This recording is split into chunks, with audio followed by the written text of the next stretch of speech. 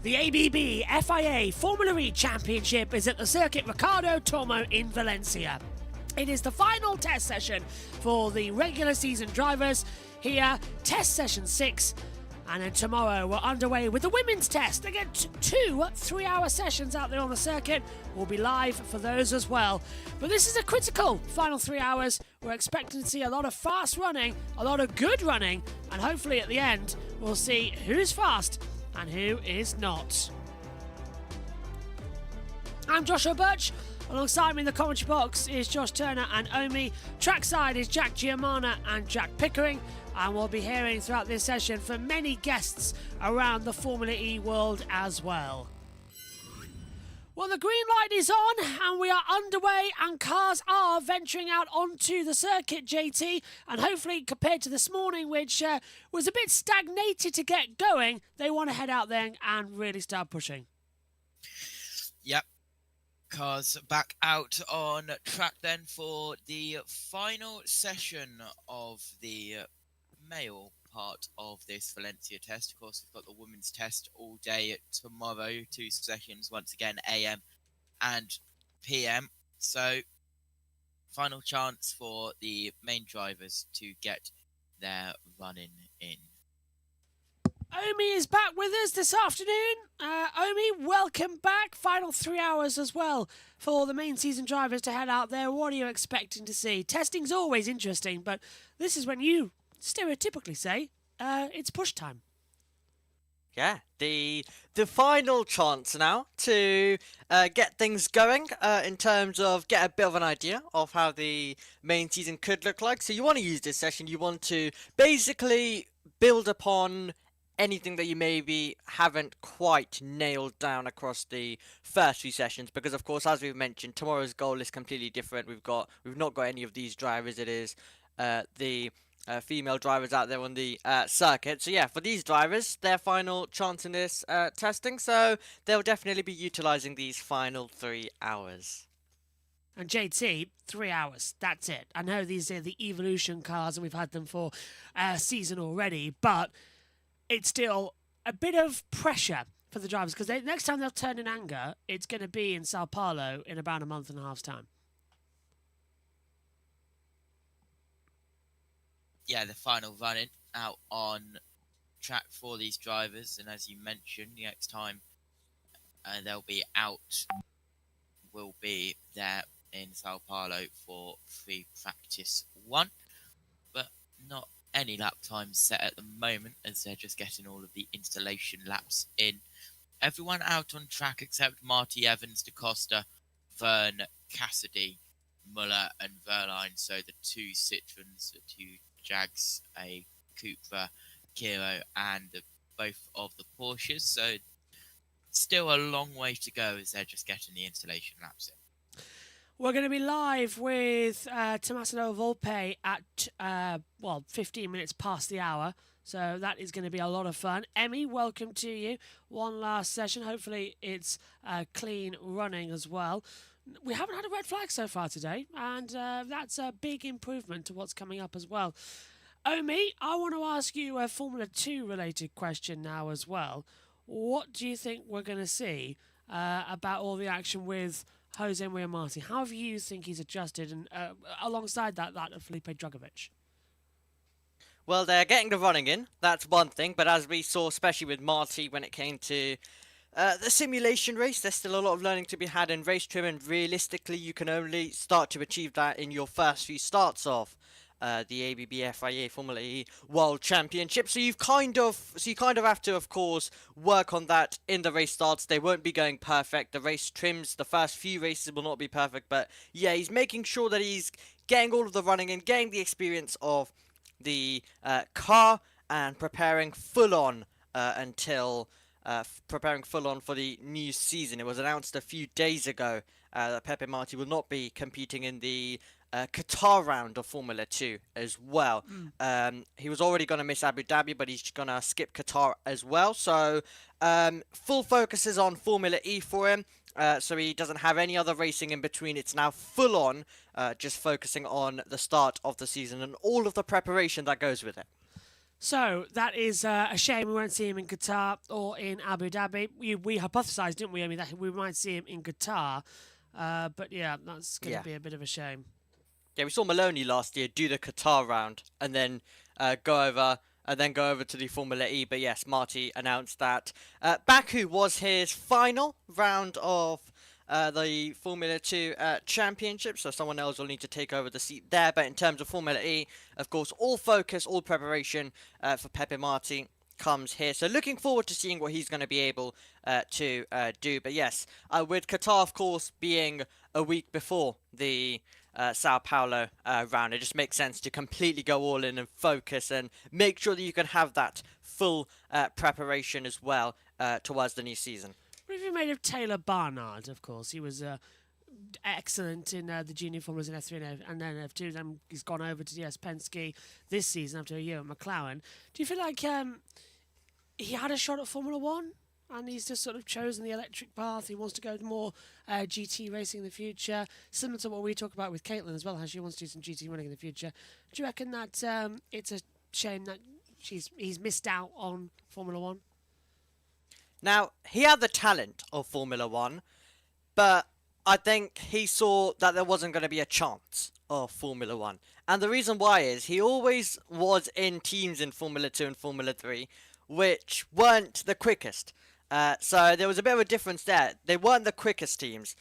So he dragged those cars to victories in the junior formulas. He put them in places where they shouldn't really be.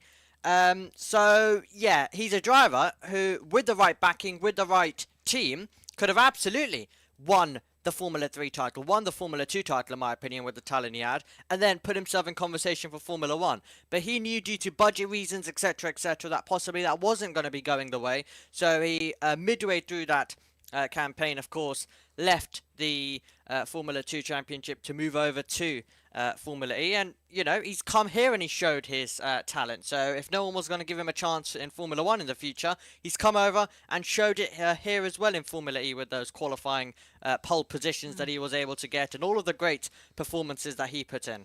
Remember that debut he did in Monaco and how electric he was through the field? That was fantastic racing. Right, we've got some times on the board. Norman Nato, 1:24.038. Then Barnard second, Roland third, Maloney fourth, Grassi fifth, Dennis is sixth, Dragovic seventh, Mortara eighth, De Vries ninth, and Ticktum in 10th position. Ericsson is 11th, Boemi in 12th. That's your Ericsson, by the way, not Marcus Ericsson. Gunther in 13th, Cassidy in 14th position as well. As we said, Tommaso Volpe is coming up on the stream shortly. Later on, we'll also hear from Matt Preston as well, the team principal at Lola Yamaha Apt, our friend of ours who's joined us on the broadcast. The boys are going to be speaking with him live later on. But there's an awful lot to do. Emmy has said, I don't know if you guys have covered it earlier, but what do you think about Marco Andretti's retirement? It seems TWG are trying to push the Andretti name out as much as they can. JT, I don't know if you were watching the Grid Tonight show last night. I mean, I'm not sure if you were, but Marco Andretti now retiring. It's a shame to see another Andretti name gone, isn't it? It really, really is. Really a huge shame as well. And yeah, unfortunately, I couldn't get to watch you guys yesterday. Well, I'll make sure to go back and listen to it as well when it comes to things. So yeah, we'll make sure to listen to that later. But yeah, I guess always a bit sad to see a name like that go as well.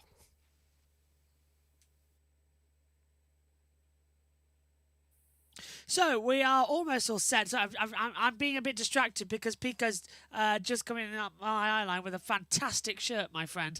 You look absolutely brilliant as well. I know he's posing with it. Nice shirt, bowing as well. Nice shirt, nice shirt. Right. I'll tell you what, that is a classic, actually. You have to tell me where you got it from, my friend, as well. I want that.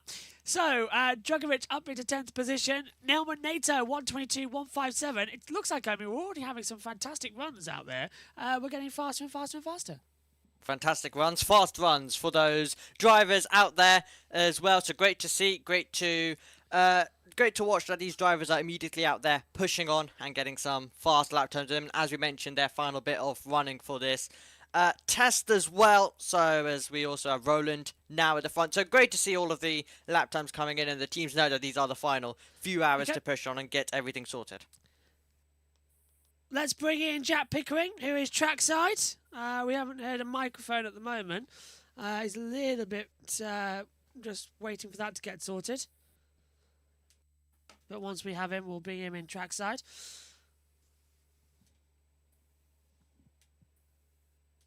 Hopefully very soon. Hopefully very shortly as well. Any second. We should be able to. Yeah, the mic's unmuted on Discord. So the actual voice call's muted on Discord, so I can't hear him. This is just letting him through. Then Nicky says, I'm here for the interview of my co-national team principal. We can hear you. Hello, Pico. How are you doing, my friend? Hello, I'm down in front, down at the back of the garage of Nissan, just waiting for Paso Volpe, but we just wanted to test the signal. So yeah, we'll throw it back up to you and hopefully we'll be with you. Sounds good, my friend. Sounds good. We shall see you shortly. Take care. Take care. And they see the interview that's coming up later on in the test session as well between Dan Tickton and Jack Giamana. There you can see Ollie Rowland in the T section out there on the back of the circuit. So we are almost all set to go. Roland has just had a lap time deleted, but he's gone top 1:22.03 as I mentioned. Nissan back to the top, Emmy, but all eyes on Mahindra. They have got to end this session fastest. Yep, lots of support, lots of eyes as well on that team. So let's see whether they're going to be able to do exactly what you say and end it in a way of being quickest. And I guess whoever tops this one, also we have to say that, you know, that's a bit of confidence. We, of course, as we mentioned, we're not here then all the way until the new season beginning. So it's actually... this one is the one you want to top because then you go into this long lull period until the new season of... just basically being the team to beat because you just topped the recent testing. So if you can top this, I guess there's a big positive to be had as well moving on, and you have a lot of confidence heading into the season opener. Oh, JT had to say it because now it's gone really blurry. JT said it in the Discord. There he goes, going back now to come into it. I just want to bring Pico back in because I don't know if the time mic's working, my friend. Have you switched it on? Hello, try again. Say that again, Josh. Your time microphone, it's hello. not connected. It's using the phone mic. You've got no. The phone mic, right? Okay. There we go. There we go. Yeah. Good show. Yeah, the you've phone got mic. no Wi-Fi. So, as the boys will get ready for That's that. more like it. There we go. We can hear you now. Hello, my friend. You all right? H is still fine. There's Pico. Better than Pico. Well, Pico being Pico. Live interview coming up shortly. He's standing by the Nissan garage. What a wonderful access down there. Pico, we can hear you, my friend, now. Hello. All good with audio as well. How you doing? Yes, good. Ready for the final session of the day. Obviously, we're down at Nissan, just waiting for Tommaso. But yeah, hopefully everything goes well. We've only had one red flag this entire week, so we've got just a couple hours and another half an hour left for the for the boys before the women get in tomorrow. And yeah, so it's going to be an exciting final couple hours. I'm so glad as well that you're standing in front of a lovely shaded area because the sun is now beating down.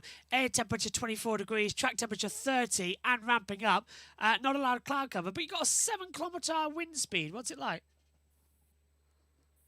Yeah, because we've got like we've got one of the fan trails in over the top. I'm not sure if you've seen the paddock at Ricardo Tormo Circuit, but they head up some stairs and then they head across like a bridge to get into the fan seating up there. And so we're in between a wall and these lovely Nissan gazebos. And so the wind is coming through a little bit, and it's a nice breeze to counteract the heat. I mean, as a ginger, I don't tend to do heat quite well, and so I'm happy just to be in the shade. This has been planned meticulously so that I don't get too burnt. However, I have put some sun cream on, so be rest assured, people at home, I should be all right for 20 minutes. Yeah, because somebody's already said, have you got sunscreen on? You're very notable Yes, now. I have. Jack Pickering should more likely Yes. be Jack Burning. Yes, definitely. Tictum's just gone top, 122.019, 11 thousandths quicker than Roland. Verline's moved up into 14th position as well, so we're almost all set to go. As Pico goes wandering, he looks like Murray Walker at the moment right now as well, just wandering around the back there. I'm surprised you haven't gone and stolen some seating as well and gone, no, all right, it's all fine. You are the Murray Walker, that paddock. I reckon you're one of only a few journalists who've been there longer than the broadcast team. Nikki, I think, would be the top one. Then it would be you and Jack. Well, yeah, I've done. So my first race was Rome season 4. I only did one race, and then I came back again for season 8. And that time was with Formula E Zone. I did it with another site in 2018, but yeah, I moved away from. I've known Jack for over a decade now, so it made sense for me to join up with him, and the rest is history. Rest is history as well. And we've got a lot of good interviews coming up. Who have you got later on then after as well, Alberto? What have you got? Tommaso is coming up shortly. Who have you got afterwards? So we got Mark Preston a little bit later on as well, so that'll be an exciting one to hear from. Obviously, he's just become the team principal of Lola, replacing Thomas Biermeyer. So yeah, we'll have to see. But Jack, who is wandering around behind the setup, just making sure everything's all good. He's pointing at me and saying that that they're almost coming. I think they're just going around the corner just to grab something, and then and hopefully that'll be it. Hopefully so. Yeah, we'll throw it back to you and then come back down to us in a second. Sounds good, my friend. Sounds good. As we take a look out, just give us a signal when it's all ready. Tictum so fastest from Roland, Nato, Barnard, Boemi, Degrassi, Ericsson, Maloney, Dennis, Evans, the top 10. Omi, do you reckon that we'll see Tictum stay towards the top of the timesheets? We're getting closer and closer to the faster times. Could do so, but as we mentioned, there could be a lot of other drivers, teams who want to end this one fastest. We'll see how the session just goes, basically. I think that's going to be the indication. But yeah, I think every chance that we could have Dan Tictum, the driver, who ends quickest of all to conclude this testing session, session number 6. And then, of course, we'll have the female drivers out there tomorrow, which should hopefully be very exciting to see how they all get on. Plenty of F1 Academy stars and some Super Formula drivers in there as well, including Juju Noda. So, yeah, should be quite an interesting one tomorrow, and it'll be great to see those drivers getting opportunities.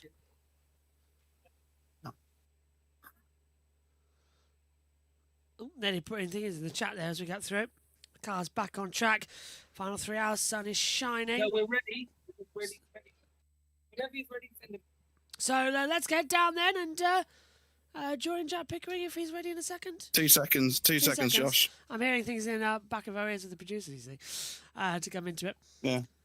Tictum 122.019. Roland 11 thousandths off the pace. Boemi's just come back on the track. Mitch Evans jumps up to 9th. 124.046. Fastest first and second sector for him on personal best. You can see he's got the sectors. NATO's got sector 1. Roland's got sector 2. NATO back with sector 3 as well to keep ready on the circuit. So far, so good. As Da Costa now to 11th on the other Jaguar. There is 11 cars out on the circuit, 9 in the pits.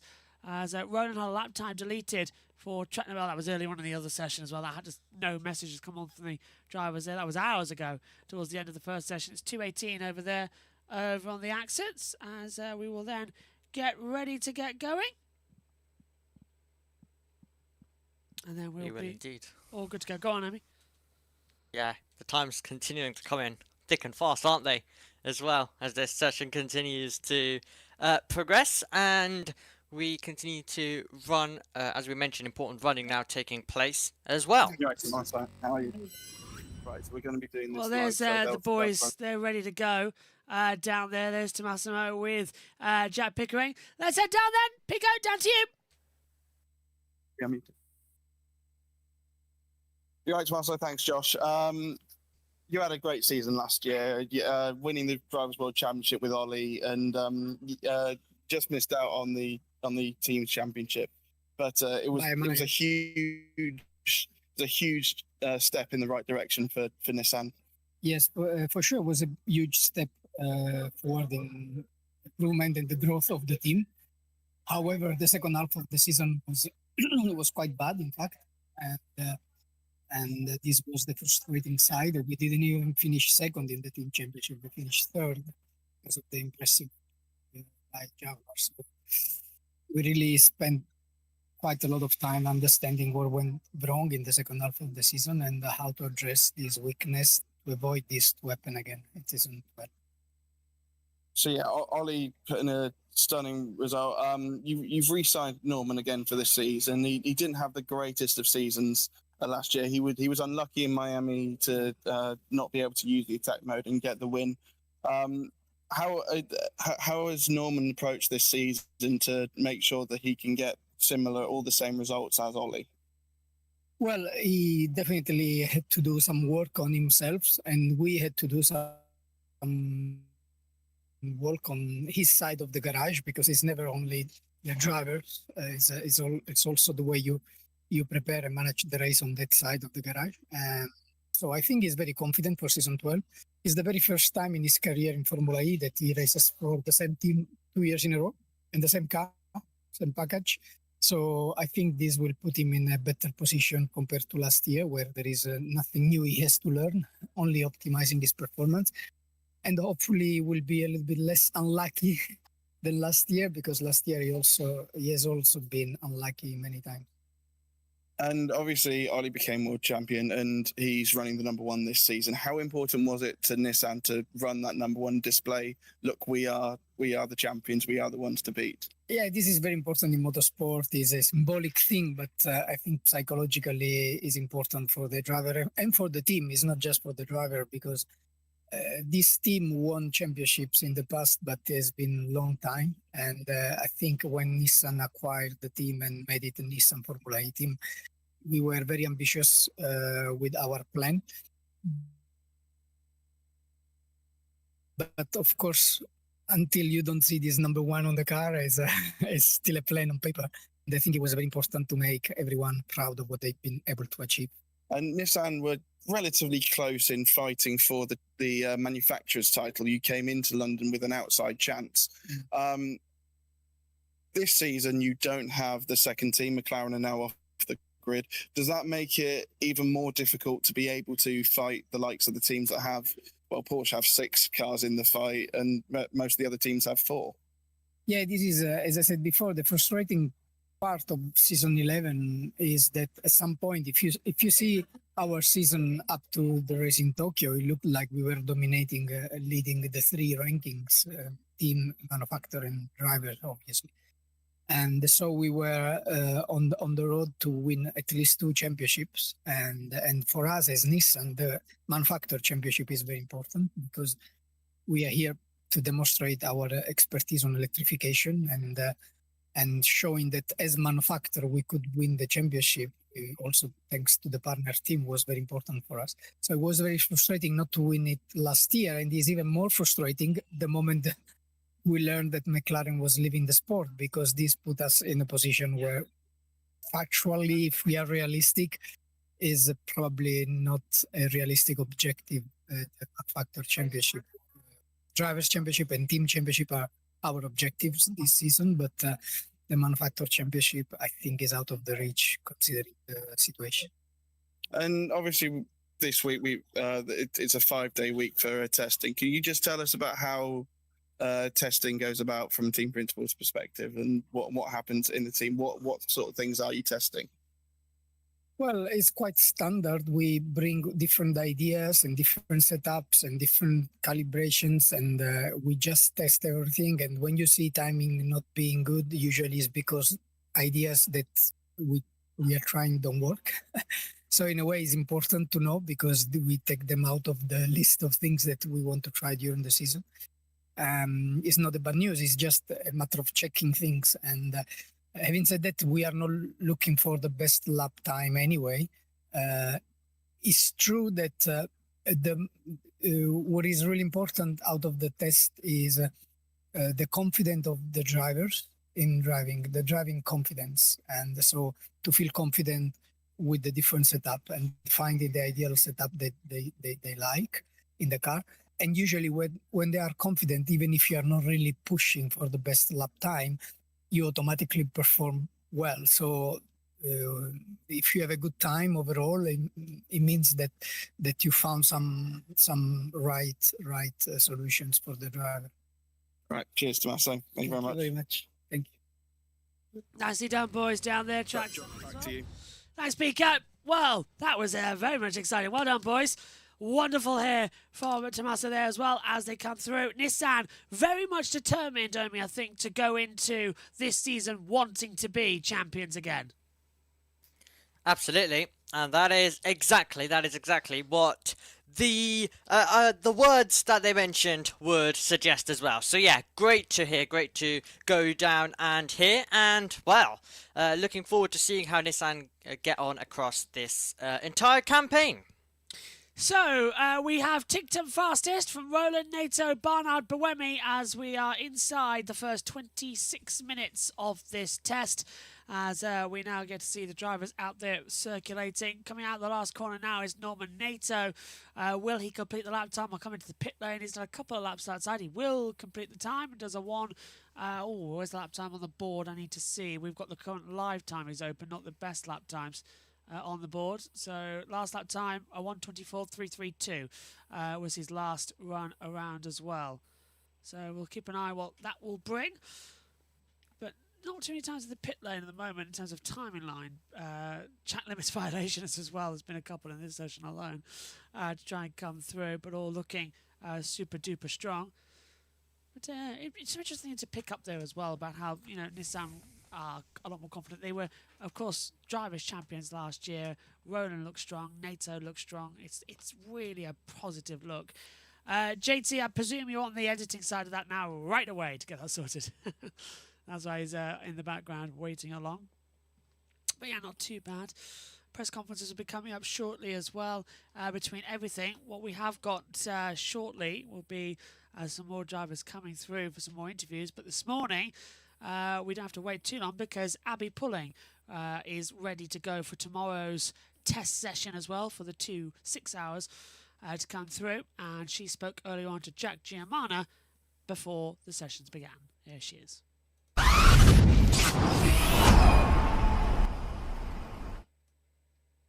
So obviously, Abby, it's not your first time, obviously, driving for Nissan. How important are these women tests for you?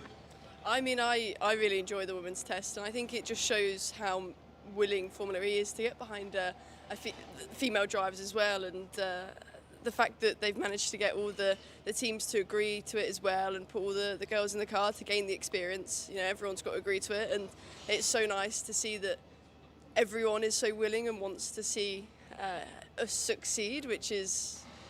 yeah, really nice. Yeah, what do you like about it? Like, obviously, everyone says the car's quite difficult to drive. You've had a couple of goes at it now. What have you found challenging? What has it been, something that you've enjoyed learning and so forth? I mean, there's so many different systems on the car, so literally anything you can imagine, you can change on the electronics and so on and so forth. So it's quite exciting having that kind of tool in your toolbox. But yeah, I think the big thing is just the power it's got with the kind of almost limited grip that it's got with the treaded tyre. It makes it quite interesting. And then obviously you add the 350 and that kind of changes it again, and you're driving different cars almost with the different modes that you're given. So it's really important to be adaptable, and I think that's probably one of the hardest things. But then also I think it's just a lot to take in and a lot to learn. But this being, I think, my third time in the car, and I've been doing a lot more on the simulator with Nissan now.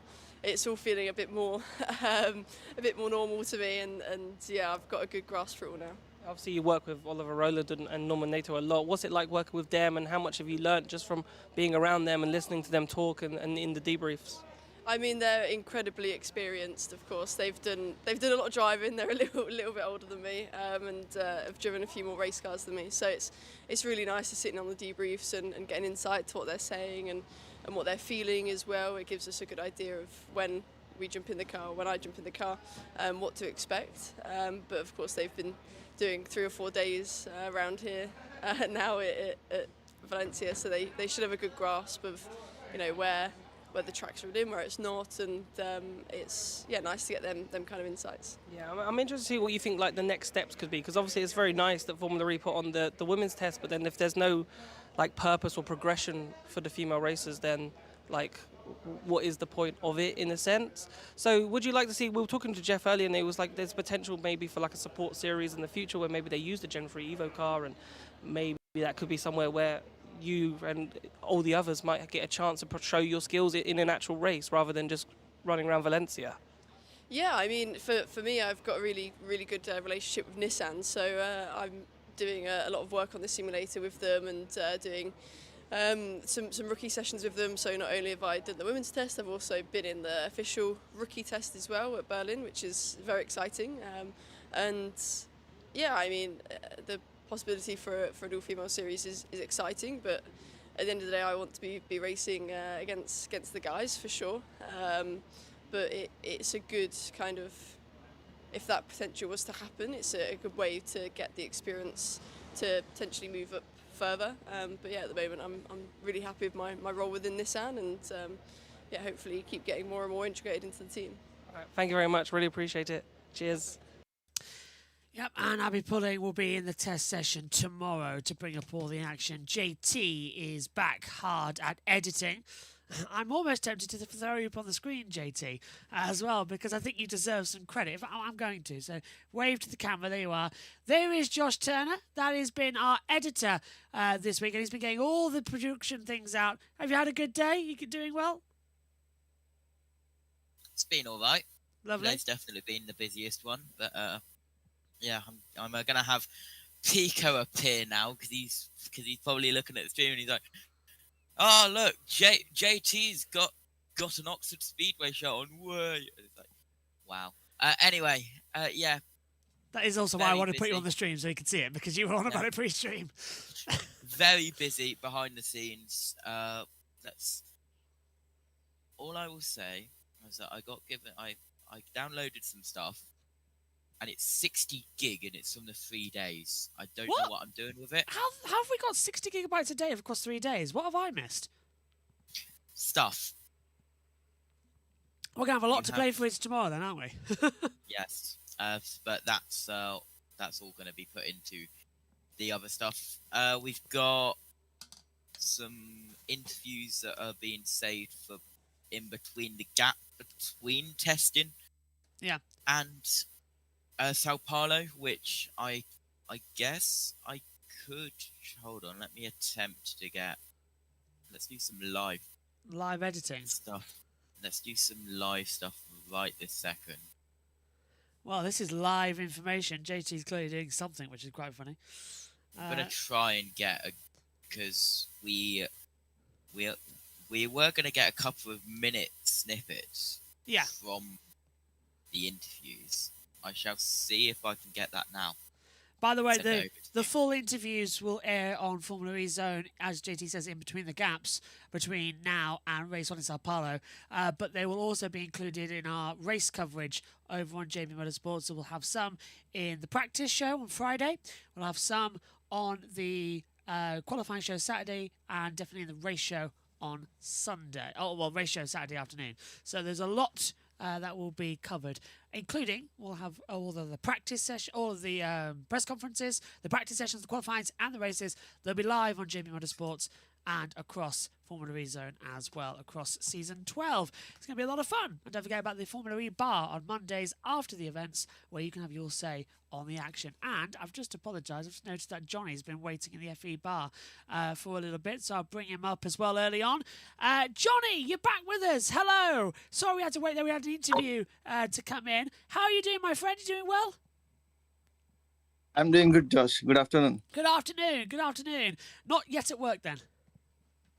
Yeah, I'll be up for work after a couple of hours. So I said I'll come on the show for that. Pleasure to have you as always. So, one final 3-hour run. Nato looking quick. Mahindra focusing on long run paces. But anything that spotted your eye over the press conference and the afternoon sessions? Anything you're looking forward to? Just before we start any conversation, I would like to say you guys are doing a tremendous job with the broadcasting. You know, really appreciate what you guys have managed to pull up with such a short of resources. You know, I know how media can be really difficult to manage with all the interviews and getting time from people. So it's really amazing what job you guys are doing I from really a fan's appreciate that. perspective. Yeah. So I just want to let you know that I'm just a fan. I'm not like into media or any of this stuff. So I don't know how much more trouble you guys are taking to do all this stuff, and internally what hard work you guys have to do. So from outer fan perspective, I'm saying you're doing an amazing job. Really appreciate it. After 4 days of long hours, I think every single member of the team would say thank you very much for that. That is very Yeah. much appreciated. Cheers to you. Yeah. Yeah, it's a lot of hard work, as the boys Yeah. would Yeah, agree. I can just I can't even really imagine how much work goes into it, because we as fans, we just look from the outer perspective, what we see on screen on YouTube, or you know but yeah, from we always think, why can't you guys do this, or why can't you guys do that, but we don't know actually how hard it is to get those things done, you know. So I would like to say thank you from on behalf of all the fans who don't know what's going on internally in Formula E. Thank you very much. And yeah, we would love to have had a live camera all the time, but the Wi-Fi signal's not the Yeah. greatest. Yeah. The signal from the track is a bit spotty because the cars are using so much transmission data, it sometimes Yeah. blocks it. But Yeah. we are planning bigger and better next year as well. Hopefully, Yeah. us being on site as well, being able to broadcast with a lot more cameras and audio and a permanent webcam to the circuit as well would be quite nice. So yeah, it's bigger and better. This is only the Yeah. second year we've done testing. Yeah. I wish all the best for you guys to grow in the media circle and be a better this, so we can all enjoy a much more better broadcasting from you guys. Nothing to take away right as of now. You guys are doing amazing. I hope you guys carry on the same this. That's very appreciated. Thank Yeah. you very much, Johnny. And hopefully you come back as well, because we're doing some practice sessions with the FE bar as well. So we'll open up some of the practice sessions to the viewers at home if you want to come in and have a conversation with us as well, live on air as well. So I hope you join in for a couple of those, Johnny. Yeah, sure. I'll try my best to remove time for that.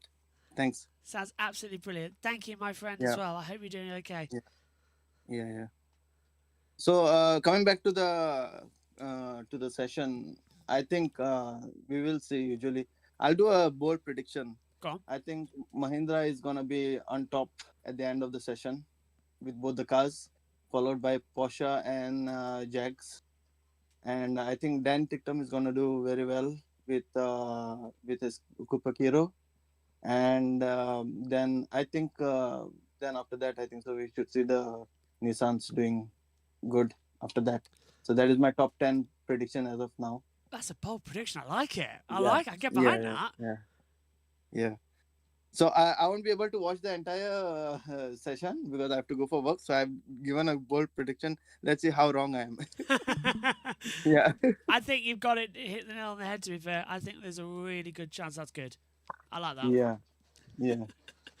Johnny, I'll let you go, but I'll say thank you very much from the bottom of our hearts for those kind words, and I hope you've enjoyed the testing, and I hope you join us throughout the season as well on a couple of the FE bar practice sessions. Yeah, thanks, Josh, and thank you everyone for doing this amazing job. Thank you very much. Pleasure's Bye. all. See you guys. Thanks, Johnny. Bye. Thanks, Bye. Johnny. Take care. Bye-bye. Okay. Even I heard that then. That was weird. I don't usually hear that. But no, that's so sweet. Because Your audio's open.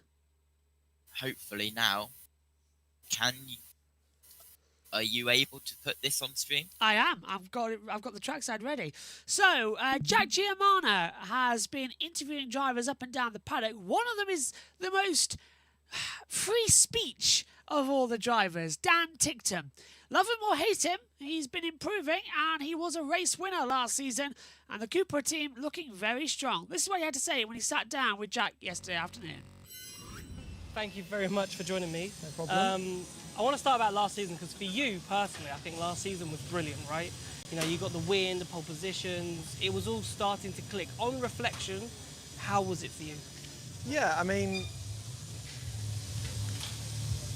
look, the first 3 seasons in Formula E were pretty awful. There's no shying away from that. And I think a number of ignorant people just sort of started thinking I wasn't very good. But you know, it's nice to be back in a car that at times was good enough to show that, you know, I can still go and win and be on pole. And so yeah, I think it all sort of came as a bit of a whole, really. I think. I can't remember what it is. Right, it's recording. That. Oh, that wasn't happened.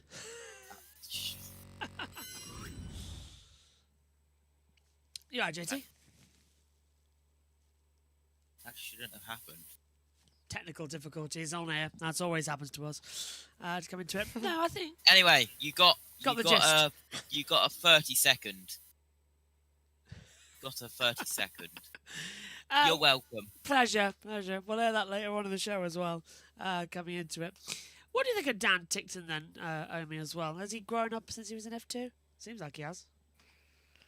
Well, I mean, he's always had raw speed. That's one thing I think we have to mention. In terms of the radio message star, that's just the same. So I see him as the same guy, which we all love. Or well, a lot of people love, but equally, as mentioned, a lot of people don't quite like him. I guess it's personal preference, but I mean, you cannot go against his speed and his talent, and you know, those radios are always fun to listen to, and that's what makes Dan Tickton. So it's always incredible to see him at work, and yeah, I think he still has that speed, and he's still working well and improving himself, which is realistically all you can ask from the driver and what he can ask for himself. So great to see that he is making some of those strides forward and continuing to push on and continue to get some great performances in Formula E, which I'm sure will continue into this new season 12. I really hope that is the case as well. Coming into it, we want it to be a bit of an improvement and more of a battle at the front. JT, we were covering those F2 races together with Dan Tickton a couple of years ago.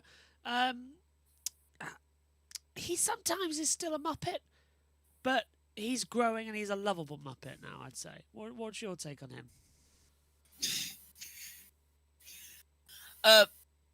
Dan Tickton's just Dan Tickton, isn't he?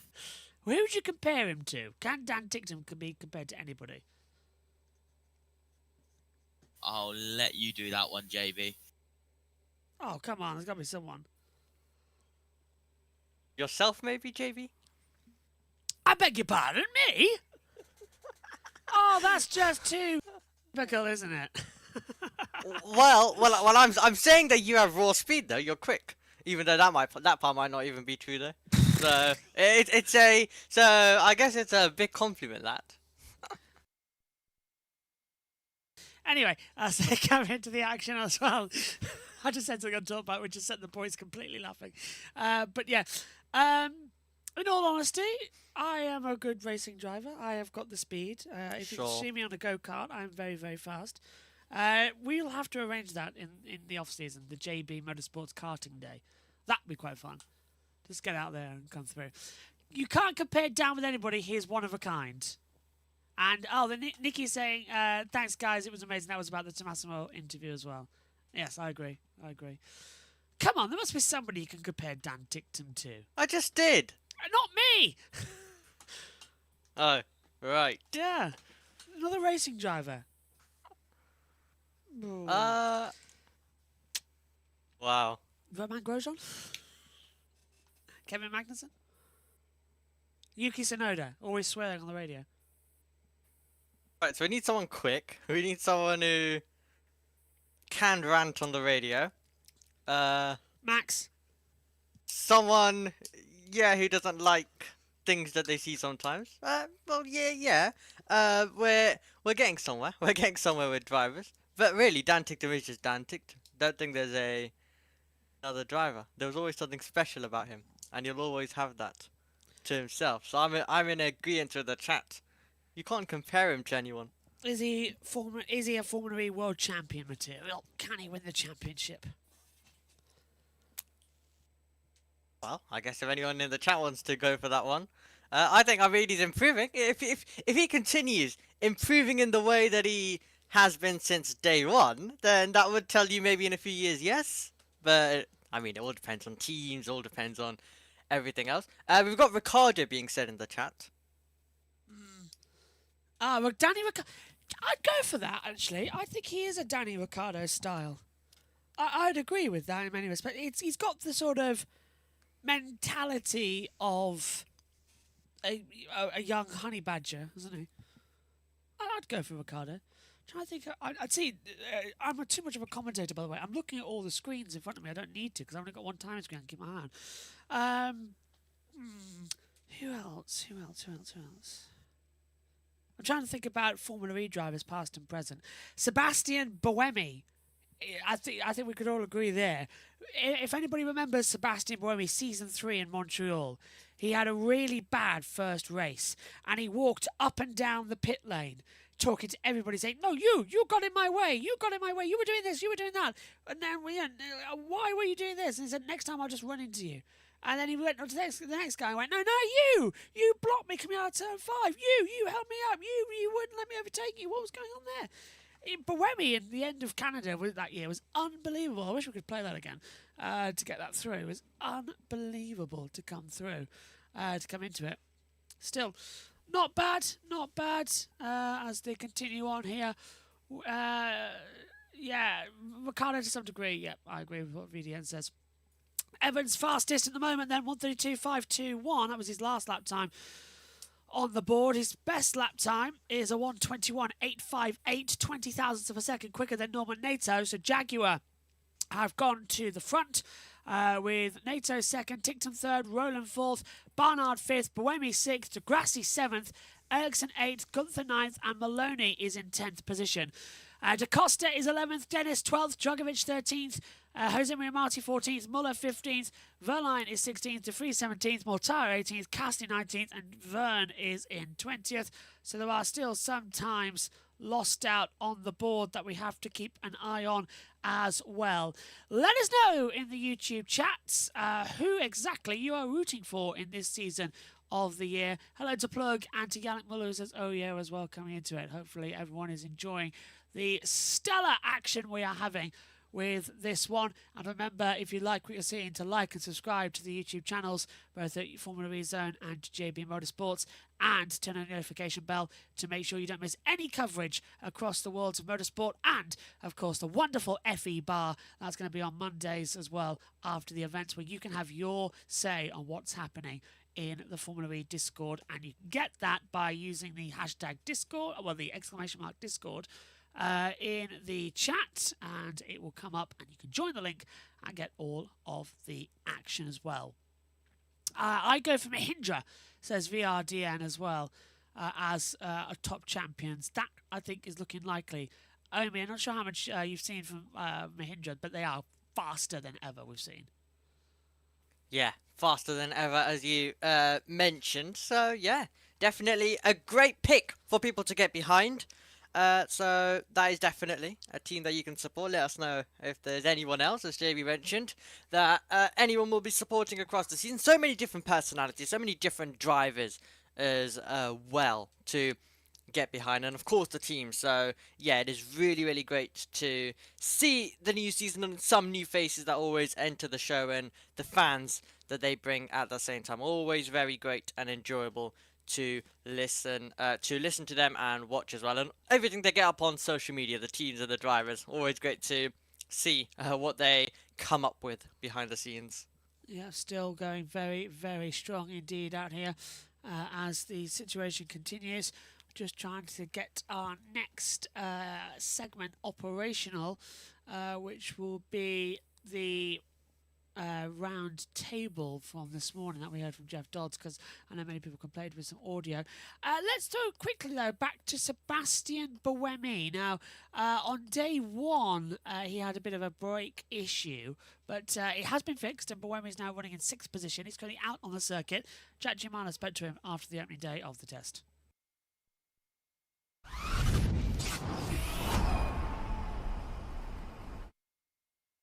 So, how was your first day? Obviously, it wasn't an ideal start. You weren't on track for the first hour. I don't know if you can explain a little bit more about that. But how was your first day back?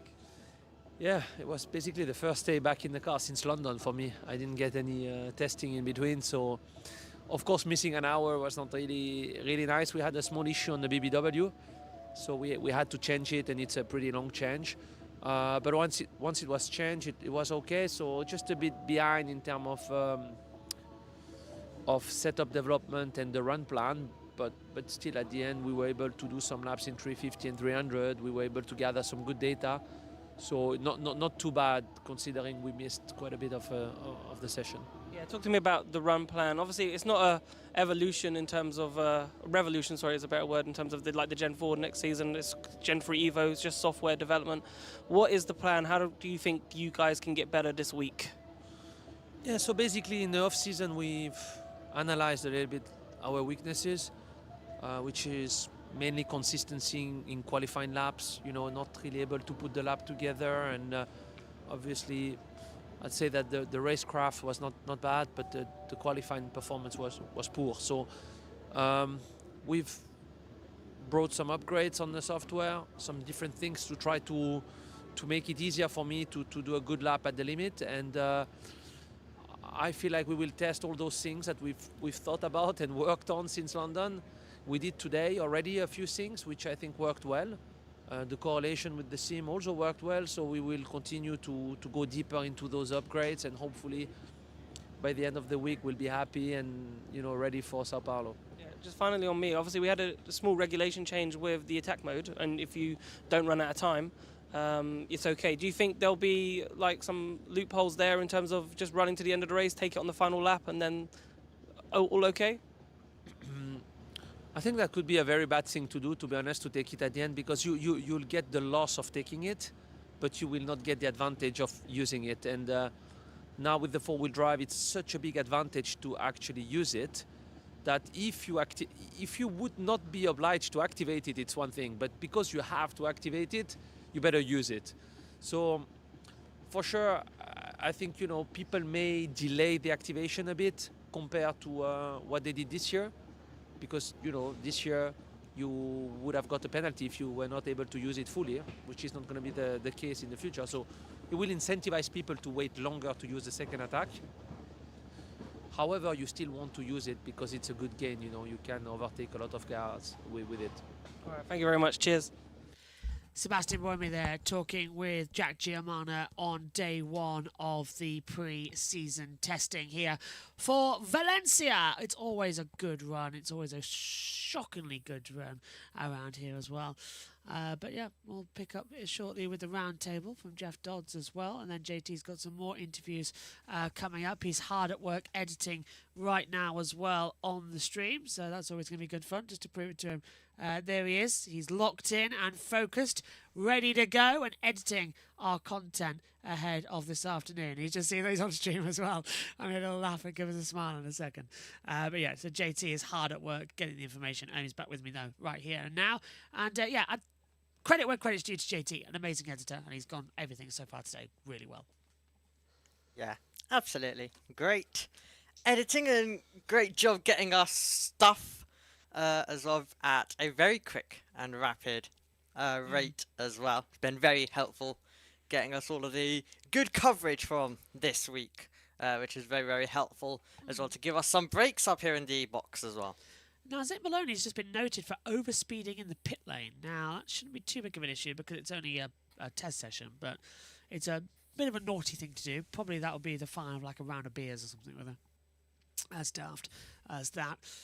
Evans top still 121.858. NATO 20,000 off. The times right now have slowed down dramatically, so they are now really running race pace simulation data. VRDN says a reason Mahindra are so fast now is because their future decision depends on season 12 results, whether as a manufacturer or customer, as the final decision comes from MD. The Amishala in India. Yeah, I think as well. We'll bring the boys in shortly about that from trackside, because we were talking about this yesterday. Mahindra really are in a bit of trouble now because we don't know if they're going to stay as a manufacturer. The rumour is they're going to go to a customer-based team for a couple of years and then maybe come back as a manufacturer. But right now, it is debatable what's going to happen in Generation 4. They have yet to commit and they have yet to outline their plans, although admittedly we don't know what Gen 4 looks like yet, and that is coming up in just a few months' time. If you think about it,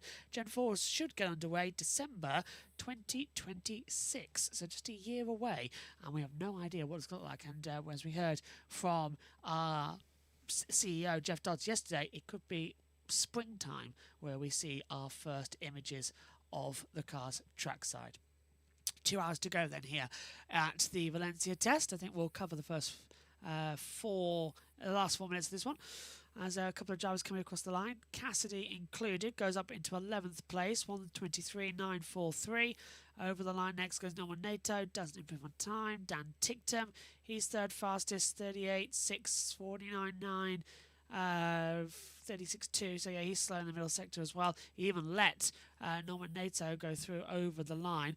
Over now comes Joel Eriksson into the 13.14.15 chicane on the back straight. He'll approach up to the line, and I think he might have a little bit of a better opportunity to escape into the distance as he comes over the line. Are we going to see a change of time? Are we going to see a difference? Answer, no. Eriksson is coming to the pit lane. Okay, so 2 hours and 4 minutes to go. Let's send it back down, because yesterday the world's media was able to have a round table discussion with the Formula E CEO Jeff Dodds, in which you could ask any questions. And amongst that was our own team of Jack Giamana and Jack Pickering. This is what they had to say. Obviously, like back in Valencia, obviously important because obviously Formula E are based here. Obviously, from what happened last year. Yeah. How important is it, obviously, just to be back in Valencia and kick off the season? Obviously, last Gen 3 Evo season as well. Yeah. So how important is that for Formula E just being back here? So it's my first time here, actually. So I started 2.5 years ago, but I wasn't able to do the season 10 testing in season 9 because I had a different appointment. And then with obviously the floods last year. So it's actually my first time here. So, but I think it's a really interesting location for us because our founders are Spanish. So Spain has a very special place for us. We do have an office here at this track, as you know, which is where our logistics hub is based out of. And we're going to our first race in Spain this year. So it feels very poignant that we're back here in Valencia. I think it feels a little more poignant after all the tragedy of last year with the flooding. They've done the most remarkable job here to get the circuit and the track back to good shape. But of course, whilst we're just looking at the track, if you look beyond the track, there's still a huge amount of work and recovery that will be going on for many years to come. So yeah, it feels lovely to be back here and lovely to be supporting the province or the region of Valencia. The tragedy was exactly 1 year ago today. Yeah, I know, yeah. And it's gone so quickly as well, that time period. But I came and visited just after the floods, and it was absolute devastation here. It was absolutely tragic.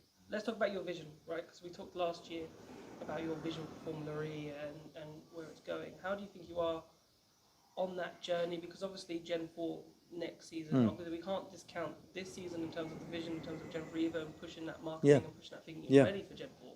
So how do you think the last year has gone in terms of elevating Formula E to a higher level? So this man's going to earn his money now because it'll be a long answer. So yeah, I have to look at that through lots of different lenses. So if we look at how's it gone in the data, so have we grown? We're a growth business. We're a fast growth business. So on one hand, fan base has grown pretty rapidly. TV audience has grown pretty rapidly. Our media footprint has grown. Our digital views and our digital footprint has really grown quickly. So if I look back on last year, I thought it was a good year in terms of some of the numbers of growth. But we also can't discount the environment that we're trying to grow in because it's a pretty complicated environment for the auto sector right now. So I think if you look at the leadership of the manufacturers that support our championship, pretty much, with the exception of one, I think they pretty much all had a change of CEO in the last 12 months, going through very complicated time. So we've delivered growth set against the context of a very complicated environment that we're trading in. But whilst it's the last year of Gen 3 Evo, of course, everything in the background is about developing the next car, because that will be shown to the world in the spring of next year, and it will be on the track, physically on the track, probably from December of next year. So we're not far off, a year away from that car being racing at the start of season 13. So very satisfied with how that car's developing. And in the end, racing's about cars and drivers.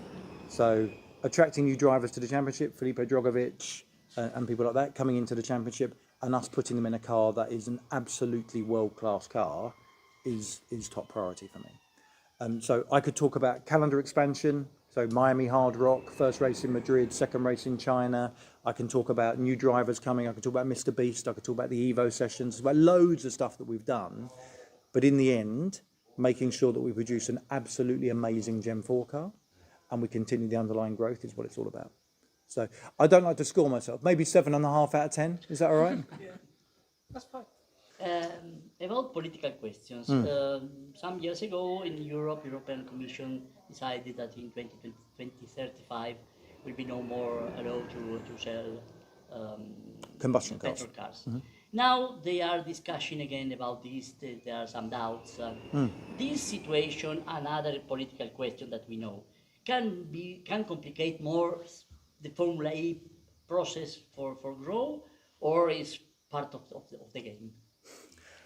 Well, I'm not sure politics is a game, but yeah. So I'm British. So in the United Kingdom, we had the regulation or the government statement was to not sell cars, internal combustion cars, beyond 2030, and that obviously got moved back to 2035. So I think what would be helpful is clarity. And clarity means having dates that don't move around or are subject to further discussion. On the other hand, I don't think it massively affects us, because this year there's probably going to be between 17 and 20 million electric vehicles sold around the world. And the projections are that, irrespective of the subsidies and the changes politically, the projection is that will probably be 40 million by 2030. So whatever happens and whatever changes around those dates, it looks like the growth of electric vehicles for domestic road cars anyway, will continue. In the end, from a racing point of view, the fact that we race electric is one of the things that makes us unique. On the other hand, we just race cars. So the fact that the physics of the electric vehicle means it has better low-end torque, can accelerate faster, ultimately in time will probably be able to surpass any Formula One car simply because of the physics of battery electric vehicle. I think at a point in time, people will forget that it's a battery electric vehicle and it will just be a racing car that happens to be really, really fast on the track. So clarity would be helpful, but we're not in control of it. So I tend not to worry about things I can't control. I tend to focus more on producing really fast, great racing cars. They just happen to be electric only.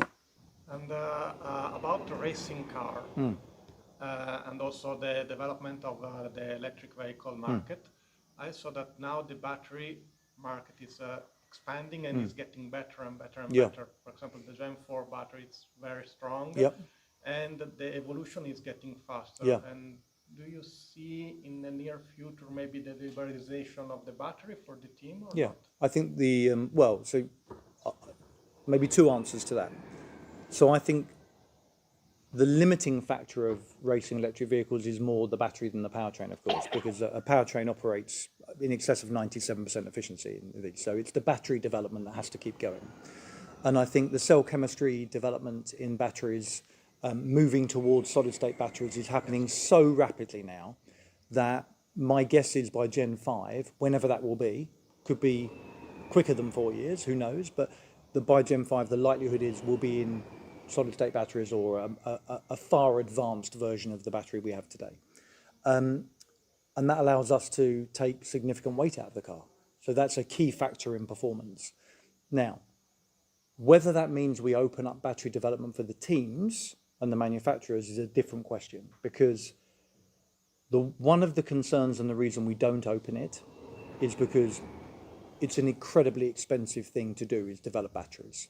And what we don't want necessarily is to increase the cost massively for the teams in the championship, and also for the teams with the deepest pockets, with the most money, to get a significant advantage on the track, because we like the fact that we have such competitive racing. So it might be too soon to open it for Gen 5, but at some point in the future it might become part of the manufacturer. The question is, in these two questions, the first question is, in these 12 years of competition, what is the biggest challenge that you've been able to overcome?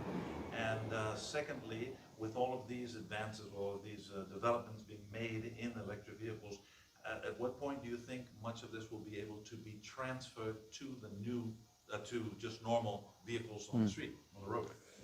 So I think maybe the biggest challenge was just survival, because 12 years, starting a new motorsport from scratch, and for that to become not just a new motorsport, but a new motorsport that's a world championship and has Porsche, Jaguar, Stellantis, Nissan, Yamaha, all these massive brands and world-class drivers in just 11, 12 years. So I think, and I wasn't part of that, but I think I have to chapeau to the people that fought really hard in the beginning to create something from scratch and for it to survive. And if you look back to that first generation of the car, it wasn't very fast. The battery lasted for half the race, and a lot of people wrote it off as a bit of a joke. And you look at where it is today, and it's on the verge of producing a car that's not far off a Formula One car in terms of performance, racing all over the world. So I think that's an incredible achievement. In terms of the development, a load of the current development in these cars goes directly into road cars already today. So powertrain development, so the people developing powertrains here, that powertrain learning is going directly into their production cars today, their road cars today. Software is a massive opportunity, and a lot of the efficiency software development that happens in these cars goes directly into their road cars today. And I know I tell these stories, but Jaguar tell lovely stories about transferability between their racing car and the I-Pace range of vehicles. The new Porsche Taycan has technology included within it that they develop within attack mode. So there's lots of development already finding its way there. The tyres here, developed by Hankook, is the Ion range of tyres. It's a range of tyres they use and sell for road vehicles today. So lots of that development already finds its way in. Well, so lots of questions. So one, we hope it produces more exciting racing. The racing here is pretty exciting with the Gen 3 Evo car. So we hope it produces as exciting racing, because obviously it's a much bigger car, much more powerful car. Our net zero credibility. So we under the old definition, we were net zero from day zero. The definition is changing a bit. So we have a commitment between season 5 and season 15 to reduce our underlying carbon emissions by 45%, which we're well on track to do. So even with the introduction of the Gen 4 car, and wherever we choose to race the Gen 4 car, our personal carbon emissions will be coming down, so not going the other way. The Gen 4 car itself is 100% recyclable, first time we've had that, and 20% of the car itself will be made of recycled parts. So it's a new benchmark for sustainable driving. We, of course, want to stay driving in city centres. So we want to still be around the big cities of the world. The challenge with a bigger, faster car is, in some places, that becomes more complicated. So a good example would be London. The track we use in London today, for a car that's 30 centimetres longer and 600 kilowatts in the joules, it's almost impossible to race that car on that circuit. So we have to look at alternatives. Now, if we look at fixed circuits, we have to look at the right fixed circuit. So still near to a city centre, and still delivering some kind of road style layout, as opposed to just a big oval or a big circuit. So our challenge is, how do we retain our identity, because we're born as a street racing champion, as the cars get bigger and faster.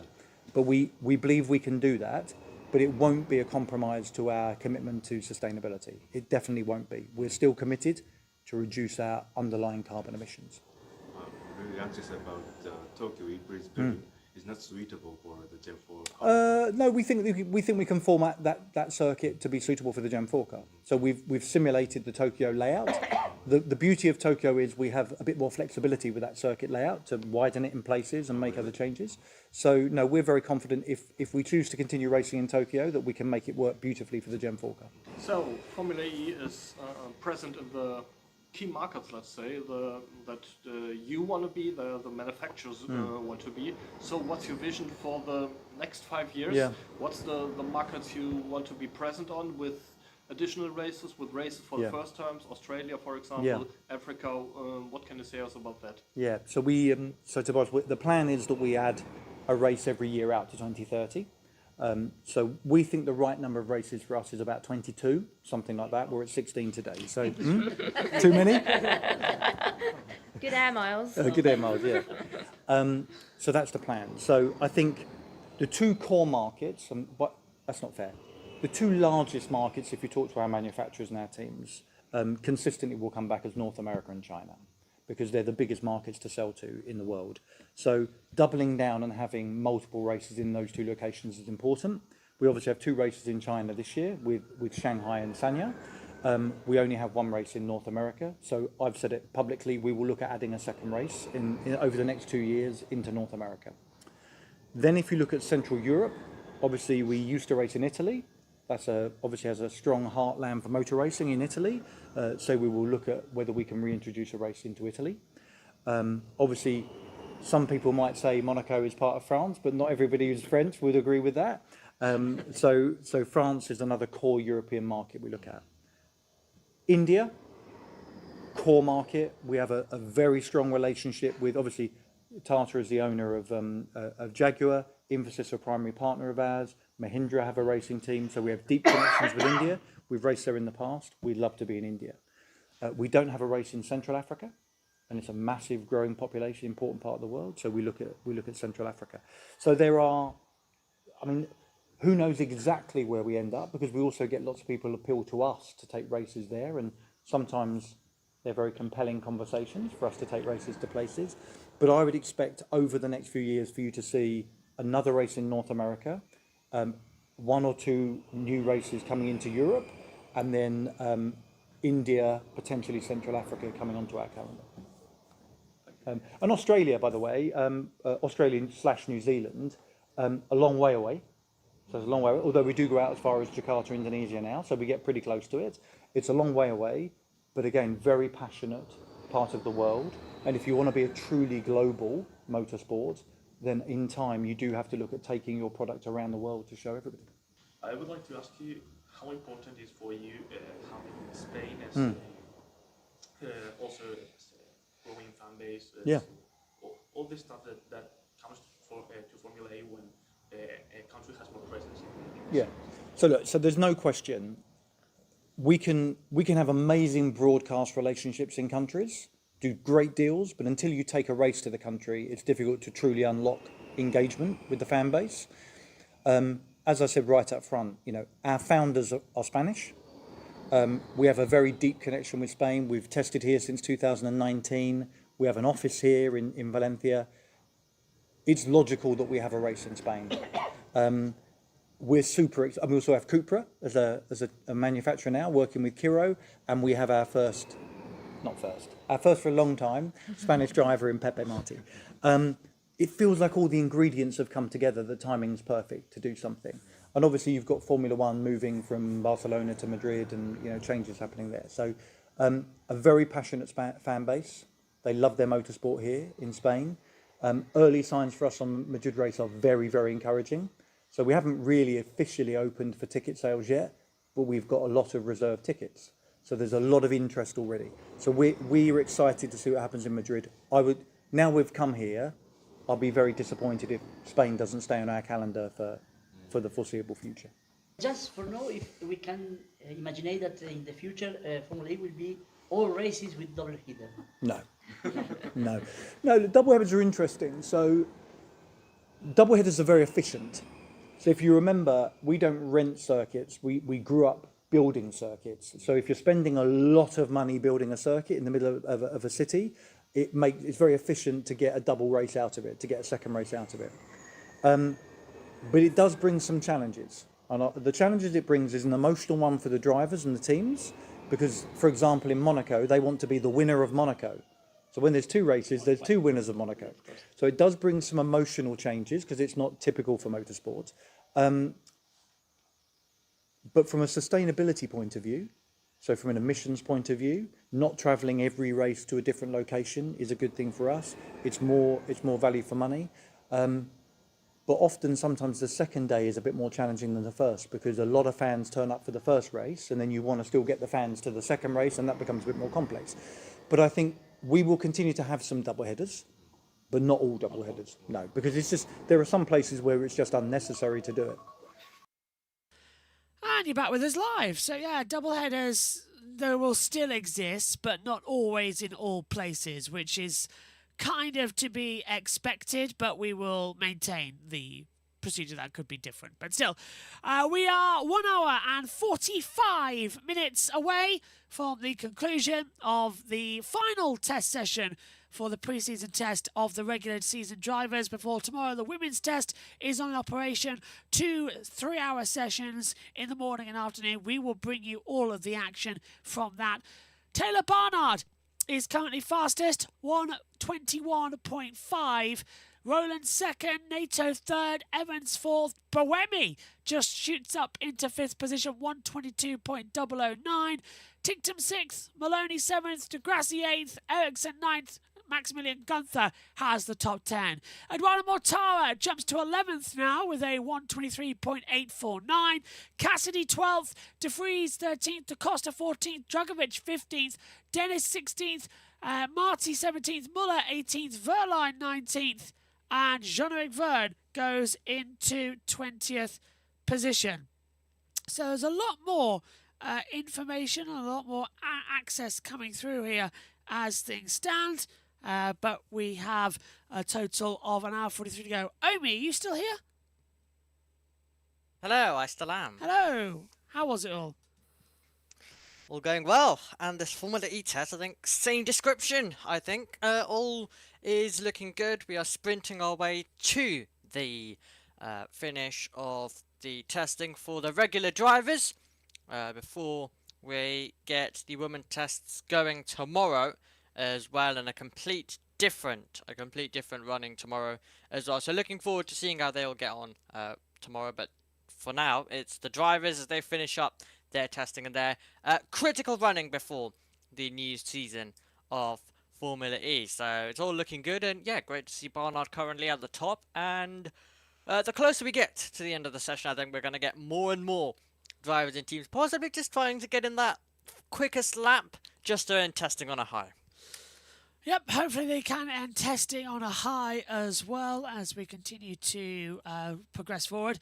What we're seeing here, it's Halloween tomorrow, but Roland goes 1:21.666. Decent performance from the Nissan at the moment. Nato is in third. Roland's actually just come back out onto the circuit. So there's a bit of time to be found. A few more Delta operations, which is going to be very eventful. But so far, so good here in the testing action.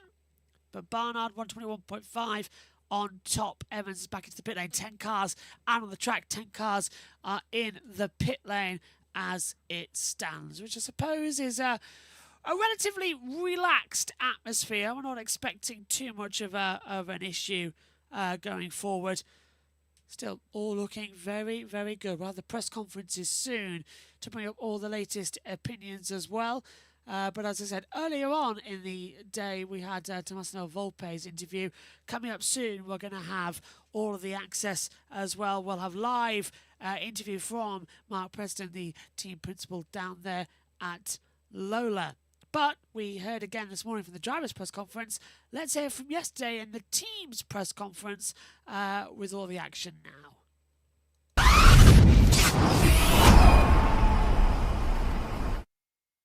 From left to right, we have Mark Preston from the Lola Yamaha Apt Formula E team, Ian James from Jaguar TCS Racing, and Sylvain Filippi from Envision Racing. Ian, a new job for you. You've got 2 new drivers in your fold. Must be a very exciting time to take over at Jaguar TCS Racing. Yeah, good afternoon, everybody. Firstly, great to be here. Great to be back on the track in Valencia, as always. Yeah, very exciting time to be joining the Jaguar TCS Formula E team. It's obviously been one of the staples of the Formula E landscape for many, many years. And for me personally, a great opportunity not only to come into a team with such rich history and heritage, but also get back into the manufacturer fold as well, which is something I've been looking forward to. So, no, great opportunity. Early days, 3.5 weeks in, so still on that very steep learning curve, but very much enjoying it. On a personal level for you, it was the end of a very long chapter in London, and it was an emotional end to that chapter. How do you take time out to kind of close that one chapter before starting this new chapter, 3.5 weeks ago? You know, I was looking forward to a very sort of relaxing summer and the sort of glide path out of one organisation and then into another. And of course, it never works out that way. So it was there was a lot going on, a lot we needed to do with the team. Just very quickly to reflect on that, maybe very happy, and it shows the quality of the people that we have working in this championship in particular. That pretty much every single team member was snapped up very quickly indeed. As we ran that organisation down, which, as I say, is testament to the people involved. But I always knew also coming into this new role, there was going to be a lot to do. So a lot of preparation over the summer, getting to know some of the characters involved as well. So no rest for the wicked, as they say. Good luck on translating that one. I hope there's something in Spanish we can go with that. You come into an organisation that's had some great success in recent years, but also has high demands, and the driver's title is still a title you'd like to add to your collection. How competitive are you, how confident are you that you'll be competitive in every championship that you're competing in, all three of them this season? Well, I'm very competitive to start with, which is great, as is the team. In terms of confidence, I'm not naive to the challenge. We're starting to see already within the last 2.5 days just how tight season 12 is going to be. The level of competition just increases year by year. But of course, we're going into the 4th year of this Gen 3 phase. And it means that the performance of all the team's manufacturers has converged as well. So it's going to be a huge challenge, but I'm confident at least that we've got the ingredients. What we now need to find is the consistency to be able to deliver. But we'll be chasing after all 3 titles, that's for sure. Thank you very much, Ian. Sylvain, you managed 3 podiums last season, but I think you would admit that it was disappointing with points a little bit hard to come by. How are you working as a team, as an organisation, on being more in the mix this season? Yes, good afternoon first, everybody.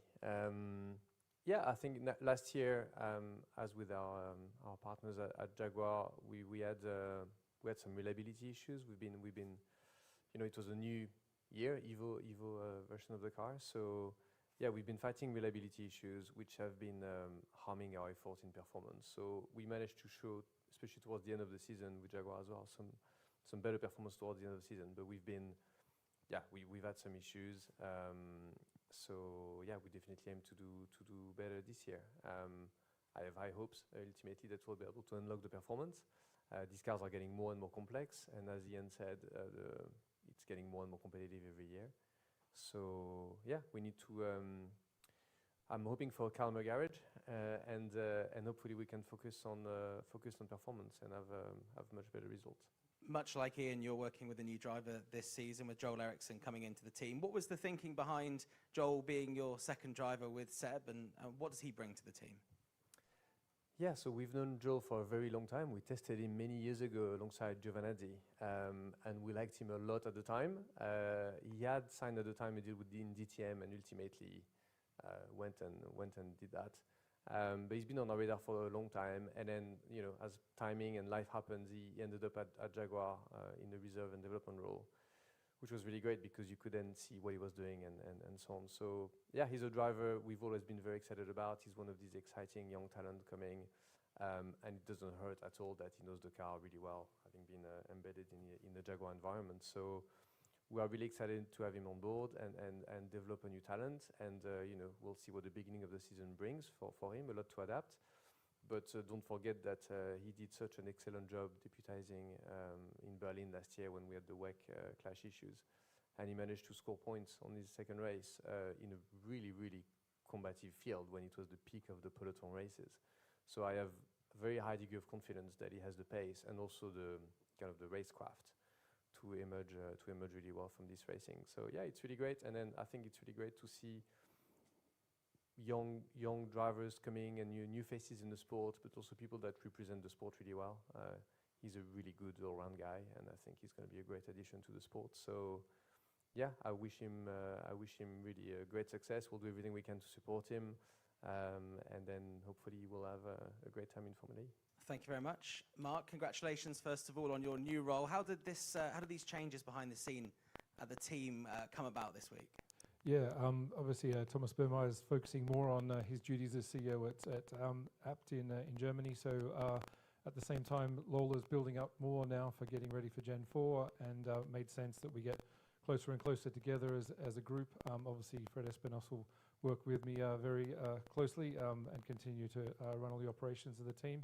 As Lola starts to build up more a vehicle science team and other elements that we get ready for our Gen 4 operations, and obviously continue from last year and try to get some more points and go a bit quicker. You're one of the teams that stuck with the same driver lineup that we saw on track last year. It was a very tough rookie year for Zane Maloney. How important for you and for him is it that his development continues and he gets some points soon? Because I know that that's kind of one hurdle that might stick in the back of a driver's mind. Yeah, he's working very hard at the moment. He's having a good day actually yesterday and today, so I think we're making progress, which will help him. Obviously a difficult year last year, but it was at Gen 3.5, and so we came in a bit later than everybody else. And as we all know, being in this sport for a long time, it takes a while to build up. So we're building up carefully. Really, we're trying to sort of go forward always. I like to be on a positive gradient, so hopefully the positive gradient will mean that he gets points soon. But he's going quite well today over this test, so I think confidence is building all the time. Thank you very much, Mark. I'm just going to open it up if anyone would like to ask a question. Incredibly quick there from Jack. Hello, Jack Jordan Maynard from Formula Reason. Question to Ian. I just want to know, obviously, because new environment, how does it feel? Does it feel like those early days at Mercedes when you first walked in, a completely new team? And how do you think your experience, because obviously you won 2 championships with the team and the drivers at Mercedes, and Van Dorn, can't forget Van Dorn. How do you think your experience of those championship wins can help Jaguar maybe cross the line? Well, I think it is definitely different. I'm glad to be all in black now. It's much more slimming, which is nice. I think the key difference, though, when we started out as Mercedes, is that we started really with a blank sheet of paper. So building up from nothing. I've now coming into an environment which has been established for a long time, has had a huge amount of success, has a brilliant team of men and women already in place. So it's a different challenge for me. A different dynamic, but one I'm very much looking forward to. In terms of what I can bring to the party and that experience, I'm going to take my time observing and just understanding how it's working at the moment before we sort of see what I can do to add value into it. At the end of the day, I'm there to support the team to make sure that they've got everything that they need in order to deliver, and as we were talking about earlier, deliver on those 3 championships as well. So we'll take it step by step, but very, very much looking forward to the challenge. And of course, not only have we got season 12 to look forward to, but we're already starting and have started work on preparing for Gen 4, which means that the workload and that intro is going to be pretty significant. Thank you very much. That's all we have time for. Thank you for attending. Thank you to our guests, our team principals, and thank you very much to Eddie for incredible translations. Thank you. Translation, please. Asking for the translation at the end of it as well. Always the funny ones. Hello, FEZ team. Nice on-site coverage as Formula Gulduck as well. Welcome, everybody. Hopefully everyone's enjoying themselves trackside as well as the atmosphere is building. Just an hour and 30 minutes to go. We are halfway there in the final test session of the week for the main drivers, as tomorrow we have the women's test in operation as well. Another 6 hours for the teams to get out there on site. Roland still top, 1:21.498. Barnard second by just 0.02 of a second, separating them at the moment. And Omi, looks like Roland's continuing on from his charge from last year, and he's pushing back towards the top as more and more times get faster and faster.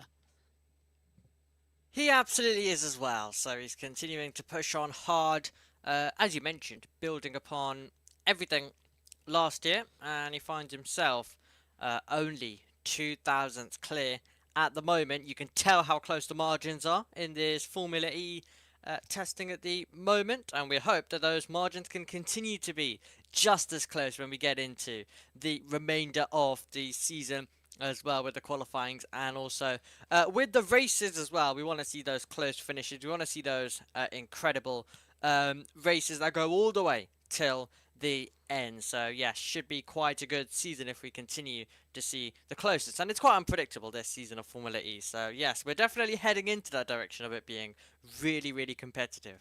A few moments' time, we're going to be hearing from Mark Preston as well, Mark Preston is the brand new team principal down there trackside, so we'll keep up to date with him as well as the situation continues to go on. So Mark will be joining us. Mark Preston from the Formula E Zone will be joining from Lola Yamaha, I should say, is coming up soon. So apparently, latest news coming in from Jack Giamana and Jack Pickering trackside. We have a failure for Jean-Eric Verne on the FPK, and that's why he's not out on the circuit, and he's just on a 136.453. And that, as JT has correctly pointed out as well, thank you very much, JT, is the front power kit. Brand new device for the Evo season, so he's had a front power kit failure. That is why Jean-Eric Verne is not out on the circuit right now.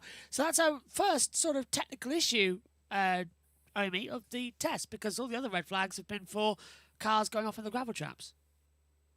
Absolutely. There was always going to be some form of issue. It's surprisingly it's taken all the way up until this as well, this session. But yes, it's very nice to see everything is quite reliable, and it is not exactly what the team would have wanted, but I'm sure they'll check what's happened and they'll recover from it and continue on the push as well and gather all the data they need for the season ahead. So always looking strong as well out there on the circuit. I've just been told that shortly we will have Jack Pickering interviewing Mark Preston is down there at the board. So Mark is coming up shortly as it's all now flying through. So we'll hear from him shortly trackside. 1:28 to go, 2,000 second difference. Evans, Tickton, Djokovic just come back on the circuit. Gunther, Ericsson, Muller, Verline. Oh, and Jev! Jev has gone out there on the circuit. Jev has made it out onto the track. Oh, hang on. As our pictures have gone a little bit funny. Hopefully you can still hear us. Apologies if we just broke up momentarily there on the stream. Apologies. There was a technical gremlin that came through. As I just said, Jean-Eric Verne has managed to get back out onto the circuit. So he is now regrouping. Let's see what he does in this session. He needs to improve a hell of a lot at the moment. He's 28.6 in the first sector, 30.3 second sector. Are we going to see a stronger lap time? He's coming up towards the last corner now. I would say, Omi, this will be at least a 1 minute 27, 28. So now just off the pace a little bit. Let's see what it is. Over the line. And yeah, it's a 124.279. So it goes 17th. There we go. There we go. Lap time came in as well. And yeah, exactly as you mentioned, would be trying to push on and get a time on the board. But he's got that, and now he can continue to build upon that as well. 1 hour and under 30 minutes to go now on the clock. So we are absolutely sprinting our way through this afternoon session as well. Yeah, apologies for the signal error that flashed up on your screens shortly as well. The momentary issue with connections from the circuit glitching our systems. We're operational now. Getting close to the fastest time. Roland then with a lapsy circuit Ricardo Tomo at a 1 minute 21.498. The best time we saw was a 1:21.493. We're getting ever so closer to the best time set by Mortara back on Tuesday morning. So close, just 2,000 ahead of Barnard as they trade to the top spot as well. So it is getting close. It is getting very entertaining out here. What we could see, the sort of a pressure cooker atmosphere rising up. But let's go down and join as well. In a few seconds' time, we're going to have an interview down trackside with Mark Preston. Mark will be able to talk us everything because he's going to be talking with the wonderful Jack Pickering, who have all of the latest information for us as well. Okay, let's go down trackside. Down to you, Pico.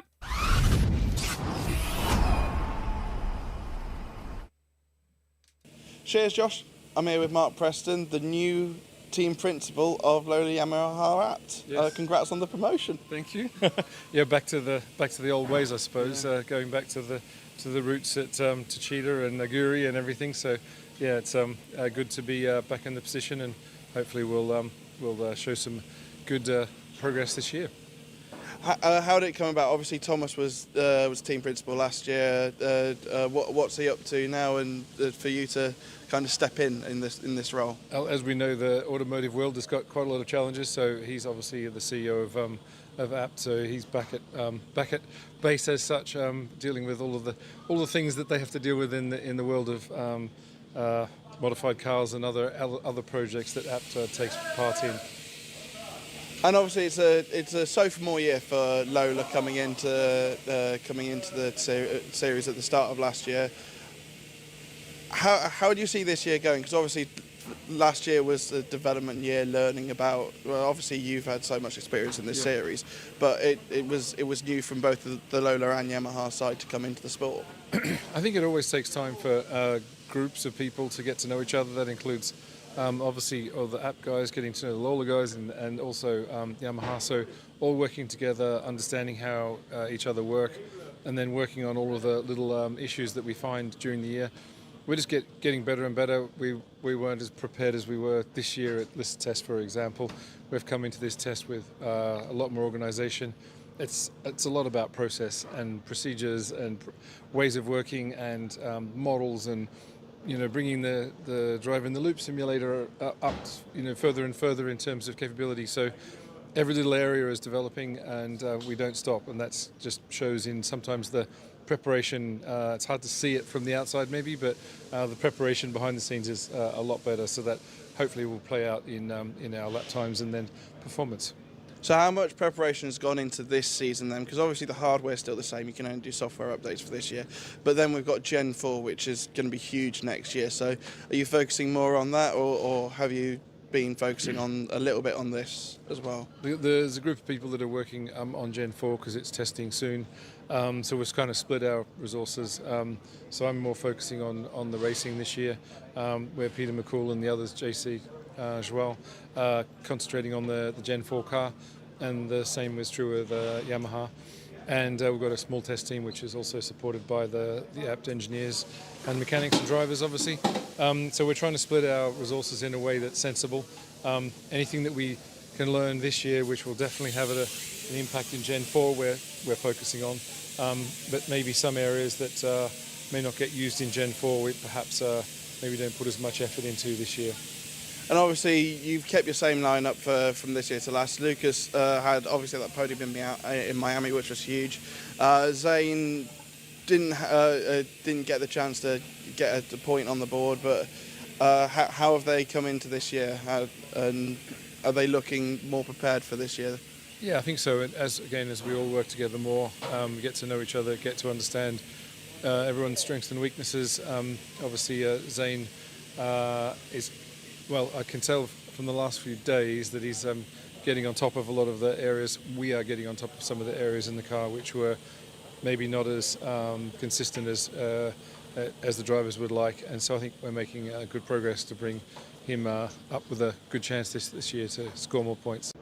So we were at dinner last night, Yeah. a little bit off topic, Yeah. but someone said that you had a hand in designing the double diffuser on the Brawn in 2009.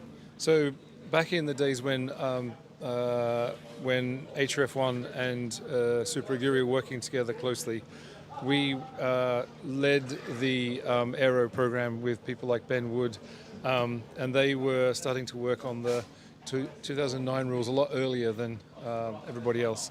And that paid benefits, and it was a combination of a lot of people. I can't remember where the actual idea came from, but it was a group of people, including HRF1 and Honda, that came up with the concept, and that didn't show up for another, what was it, year and a half or something like that. That group of people went over to work for HRF1, so as a total group, it was quite a prepared year of aero, a long way earlier than everybody else probably perceived that was being worked on. So it was in that sort of total ecosystem. Wow, fascinating. Back to you, Josh. Cheers, boys. I had no idea that Mark was involved in that double diffuser. That is amazing. I mean, Omi, I know it's a bit before your time, isn't it? And you're going to say, oh, you're old. But it was impressive. Super impressive. So, Roland on top. Still with a 121.498. Barnard, NATO, Mortawa, De Vries, Evans, Dennis, Boemi, Tictum, and Dragovic are currently our top 10. Want to say hello as well. Formula Girl that says, wish we were there. We're missing FE cars. Sadly, they're not coming to Jakarta next year. Sadly, they're not at the moment. They might go back to Jakarta. Here's hoping we have them again. Saz says, just saying hello, and I'm so glad Citroën went metallic to distinguish from its other red cars. Andretti's black also helps differentiate the shiny cars. The DS looks amazing in the sub as well. Absolutely does. And also, hello to Joan's girlfriend saying FEZ, hello. FEZ, hello. Everybody watching on. Hopefully everyone's enjoying it as we have less than hour 19 to go. So the situation is running strong here as the day goes on. Fingers crossed, though, we're in for a wonderful end. We've got JT brilliantly working on the footage from the sessions of the press conferences. They're coming your way shortly. And Omi, a few drivers out there on full power lap times, including Joel Eriksson is down to turn 1 and coming up to the line. Also the 28 for a faster lap time. I can't see where he's on the board. Dragovic is in 10th. So Dragovic getting used to it. He is indeed at the moment, so that's the way things are going for Felipe Dragovic as he continues now to push on in this session and looks to try and progress further, getting of course all of the running and the critical running that he needs as well from this. Testing so important to make sure that you are fully prepared and all set and ready to go for the opening round of the season, especially for drivers who don't have those seasons underneath them, the experience of drivers, of course, like De Vries, like Roland, all of the drivers have been here for so long in this Formula E Championship. And certainly I think we're going to see them improving in the last hour and 17 minutes of the session. Eriksson's coming out turn 12 now. Just seen Degrassi move up into 13th, 122.278. But Eriksson on a full power lap time for the first time. I'm hopeful this is going to be a bit better. Over the line. Oh, he proves time, not position. 122.458. 2,000s off the back of Jean-Eric Verne in the Citroën, who on our timing screen now, JT, I know if you noticed, boys, it's moved to blue. Not red. That's an improvement. It is an improvement to, I guess, just lighten up a little bit of the red that we've had, I think, across this series so far with so many teams. So yes, always helpful, always appreciated. So a huge thank you for that. Jaguar was easy to spot in the time and time now because it's just black. Last year it was a different shade. It was white, I believe, so they've swapped over now. Or black, as we heard them say on the timing towers. Dennis, not on a full power lap time. Who is on a full power lap time? The 51 of Nico Muller has just started. So we'll keep an eye on his sector times. Muller's down in 19th, 125.993 at the moment. Down through the first sector time shortly, coming out of turn 4. 3 left-handers, turns 1, 2 and 3 before you downhill for a right-hander at 4. In a MotoGP session, everybody always crashes there. Mark crashed there, Paul's crashed there, Dobby's crashed there, Valet's crashed there, everyone's crashed at turn 4. Because in such a cold track, the first time you go to the right, you've got no heat on the inside of the tyre. So, similar case in Formula E, you get the inside tyre just not exactly heated up a lot, and it will send you wide. First sector, though, for Nico Muller was a 29.5, not as quick as Verline's 29.3. So I don't think we're gonna see an interesting timings coming through overall. So far, so good at the moment, as the racing action continues with an hour and 15 minutes to go of this session. Let's now send it back and take a listen. If you missed it at the beginning of the day, the beginning of this session about an hour ago, if you're new here, Tommaso Volpe was coming in, and he spoke as well to Jack, and this is what he had to say on the radio.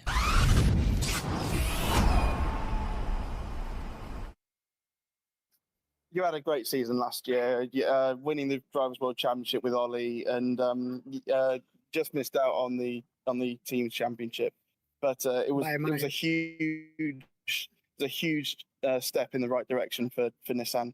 Yes, for sure, it was a huge step forward in improvement and the growth of the team. However, the second half of the season was quite bad, in fact, and this was the frustrating side. We didn't even finish second in the team championship; we finished third. We really spent quite a lot of time understanding what went wrong in the second half of the season and how to address this weakness to avoid this to happen again. It isn't well. So yeah, Ollie put in a stunning result. You've re-signed Norman again for this season. He didn't have the greatest of seasons last year. He was unlucky in Miami to not be able to use the attack mode and get the win. How has Norman approached this season to make sure that he can get all the same results as Ollie? Well, he definitely had to do some work on himself, and we had to work on his side of the garage, because it's never only the drivers. It's also the way you prepare and manage the race on that side of the garage. So I think he's very confident for season 12. It's the very first time in his career in Formula E that he races for the same team 2 years in a row, in the same car, same package. So I think this will put him in a better position compared to last year, where there is nothing new he has to learn, only optimizing his performance. And hopefully he will be a little bit less unlucky than last year, because last year he has also been unlucky many times. And obviously Ollie became world champion, and he's running the number 1 this season. How important was it to Nissan to run that number 1 display? Look, we are the champions. We are the ones to beat. Yeah, this is very important in motorsport. It's a symbolic thing, but I think psychologically is important for the driver and for the team. It's not just for the driver, because this team won championships in the past, but it's been a long time. And I think when Nissan acquired the team and made it a Nissan Formula E team, we were very ambitious with our plan. But of course, until you don't see this number 1 on the car, it's still a plan on paper. And I think it was very important to make everyone proud of what they've been able to achieve. And Nissan were relatively close in fighting for the manufacturer's title. You came into London with an outside chance. This season, you don't have the second team. McLaren are now off the grid. Does that make it even more difficult to be able to fight the likes of the teams that have, well, Porsche have 6 cars in the fight, and most of the other teams have 4? Yeah, this is, as I said before, the frustrating part of season 11 is that at some point, if you see our season up to the race in Tokyo, it looked like we were dominating, leading the 3 rankings, team, manufacturer, and driver, obviously. And so we were on the road to win at least 2 championships. And for us as Nissan, the manufacturer championship is very important, because we are here to demonstrate our expertise on electrification and showing that as manufacturer we could win the championship also thanks to the partner team, was very important for us. So it was very frustrating not to win it last year, and it's even more frustrating the moment we learned that McLaren was leaving the sport, because this put us in a position where, factually, if we are realistic, is probably not a realistic objective. The Factor Championship, Drivers' Championship, and Team Championship are our objectives this season, but the Manufacturer Championship, I think, is out of the reach considering the situation. And obviously, this week it's a 5-day week for testing. Can you just tell us about how testing goes about from team principal's perspective, and what happens in the team? What sort of things are you testing? Well, it's quite standard. We bring different ideas and different setups and different calibrations, and we just test everything. And when you see timing not being good, usually it's because ideas that we are trying don't work. So in a way, it's important to know, because we take them out of the list of things that we want to try during the season. It's not the bad news. It's just a matter of checking things. And having said that, we are not looking for the best lap time anyway. It's true that what is really important out of the test is the confidence of the drivers in driving, the driving confidence. And so to feel confident with the different setup and finding the ideal setup that they like in the car. And usually when they are confident, even if you are not really pushing for the best lap time, you automatically perform well. So if you have a good time overall, it means that you found some right solutions for the driver. Right. Cheers, Tommaso. Thank you very much. Thank you. There's Tommaso Volpe there, and current lap. If you're still listening, I saw you in the FE bar, but we couldn't drag you in. But if you come back, we'll get you in now. Everything's been sorted there, so hopefully all is good. In about 10 minutes' time, we're going to be in for all of the action because we're going to have a stats game come through, and Pico's going to join us. So that's around about 10 minutes' time. And you at home can get involved as well with the Formula E stats. That will pop up as well. So Jack Pickering will be coming up into the commentary box shortly. Omi, do you feel ready for a game?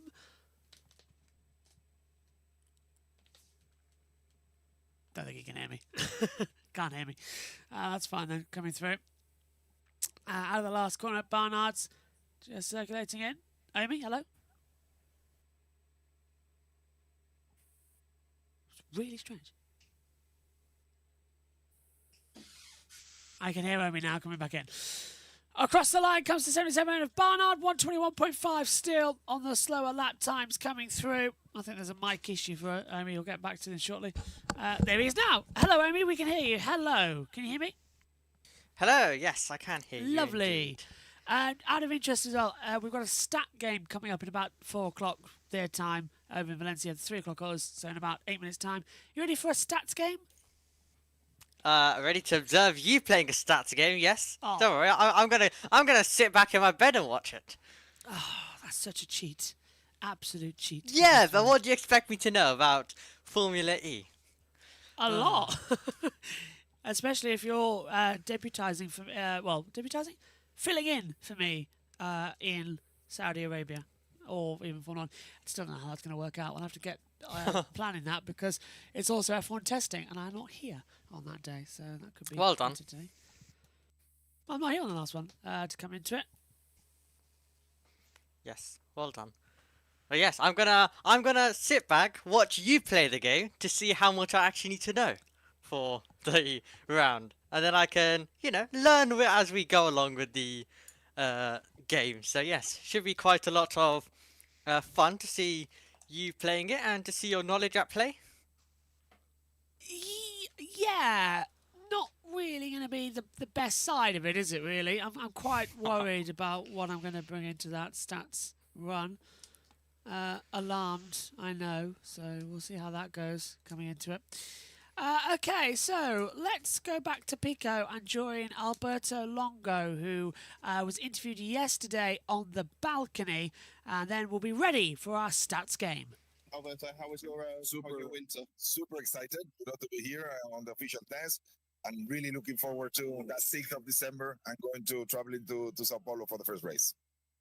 how good is it to be back here? Because obviously last year it had to be redone. We went to Madrid very last minute, and it was incredible how we got everyone over to Madrid.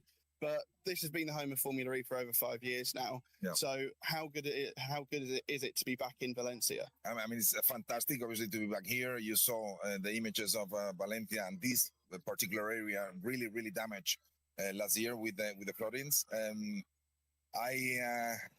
We have been responsible of this year, with help.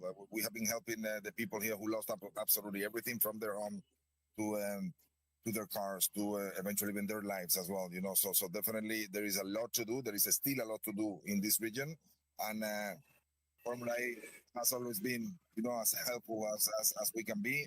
We are supporting quite a few initiatives here to make the life a little bit better of all these people who lost absolutely everything. But having said so, it's also so important that the region, the city is almost back to normality, and this is the proof of it.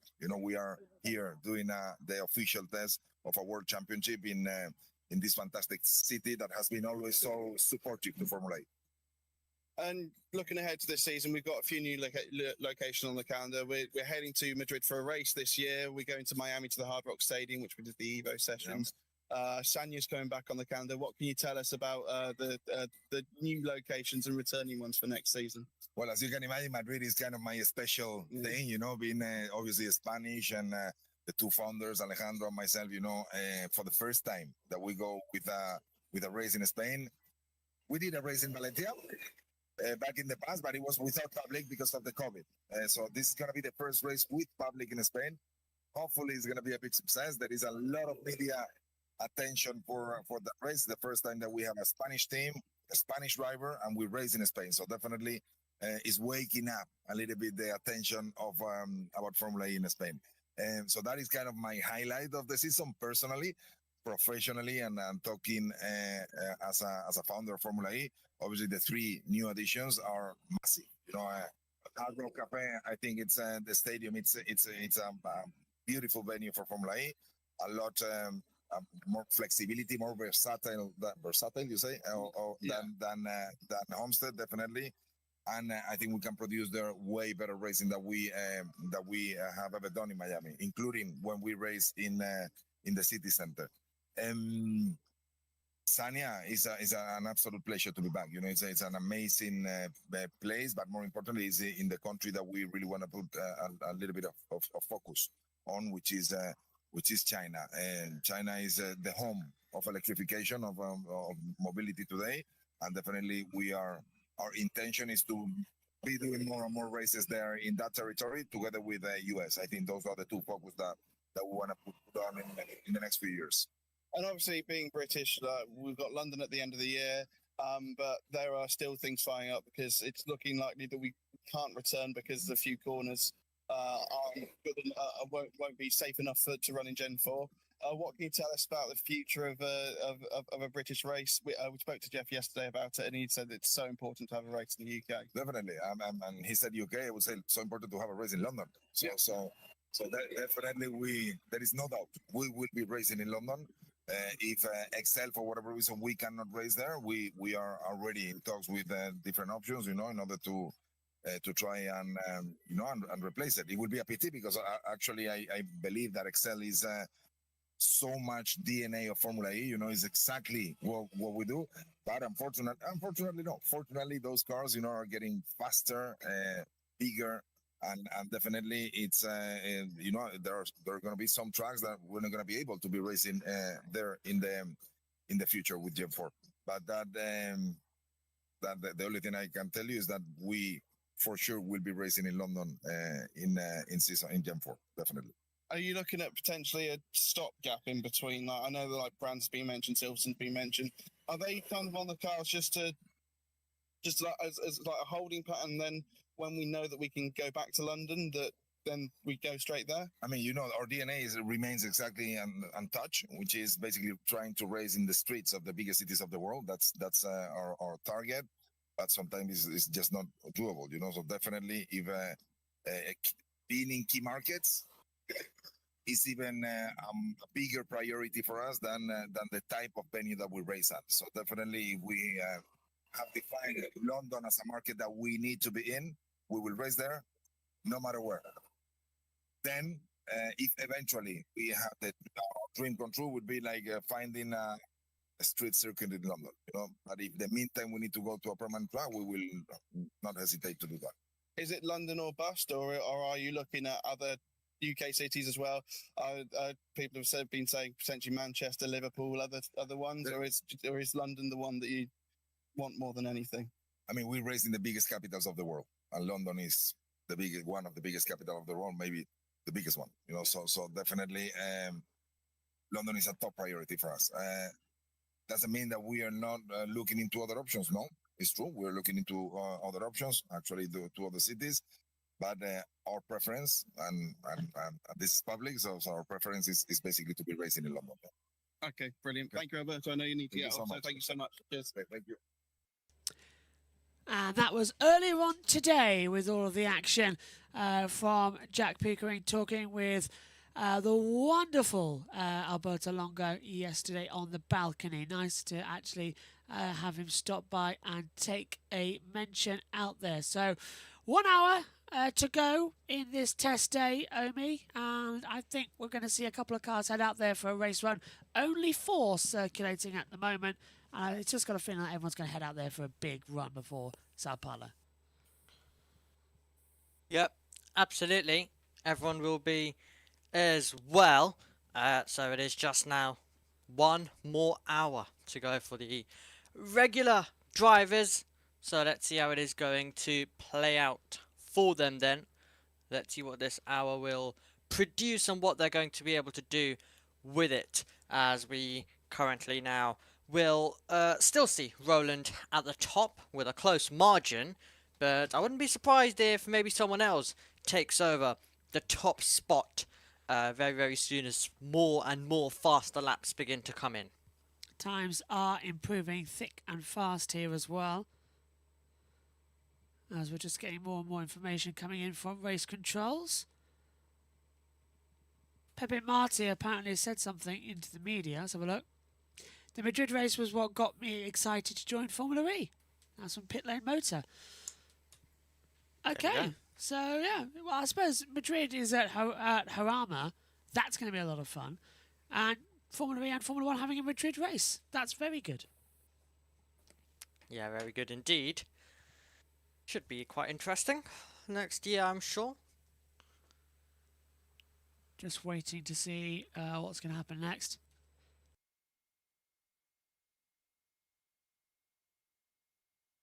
So, we have Roland, Barnard, Nato, De Vries, Mortar, the top 5. Then Marty. There's a Maney again. It's you're so used to it in Formula 2, aren't we? Saying Marty and Maney between the two. But then Evans, Ticktum, Dennis, and Cassidy the top 10. So Cassidy's broken through 1:21.963. Be interesting to see if Formula E at the end of this test do the combined runs across all of the test sessions to let us know who's hot and who's not. I think that the safest bet we can say Mahindra are quick, Nissan are quick, Jaguar are quick, Cooper are up there, and DS Penske need to have a bit more time. Lola are faster than expected, and Porsche are sandbagging. What do you think? Oh, yeah, I think that's the case coming in on the front. That's, I think, the safest bet. What do you think back at home? Is that what you were thinking as well? Is that going to be a similar situation? So we'll see how it goes as more cars come into the pit lane. Just 3 out there on the circuit, 17 in the pit lane with less than an hour to go of this testing session as the atmosphere builds up and up. So we've got a couple more things flying in to be around, which I'm really looking forward to actually for today's running.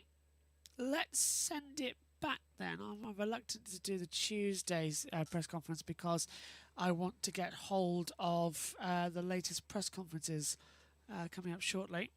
Roland ahead still by just 0.02 of a second, and now Buemi's coming back out onto the circuit as well. So Sebastian Buemi into turn 1 on the longer runs to see if that's going to be a better run or not as we run through the final sessions. our blog's gone down up here in the commentary box, actually, unfortunately, at the moment. So that's always handy to try and not have any access to it. But yeah, we've lost access to our live timing data, which is not great. Who's that just jumped out the pit lane? The 21 has now come out of De Vries, who's running in fourth position for Mahindra at the moment. So the gallery is open for all of the liveries for season 12, by the way. So you can go take a look at that in the Formula E website. And you can see them all on your screen now anyway as well, with our camera from trackside from the simulation race a few days ago. 55 minutes then left of the action. Coming out the last corner is the 22 of St. Maloney in the Lola Yamaha app. Does a slower time this afternoon. Just going to get that operation and see what he actually did. It was a 2-minute 2:751 on the fast lap time. So everyone at the moment running low minute. In fact, nobody's running a 1 minute 20. They're all running 1 minute 30s, bar Verline 1:29.954.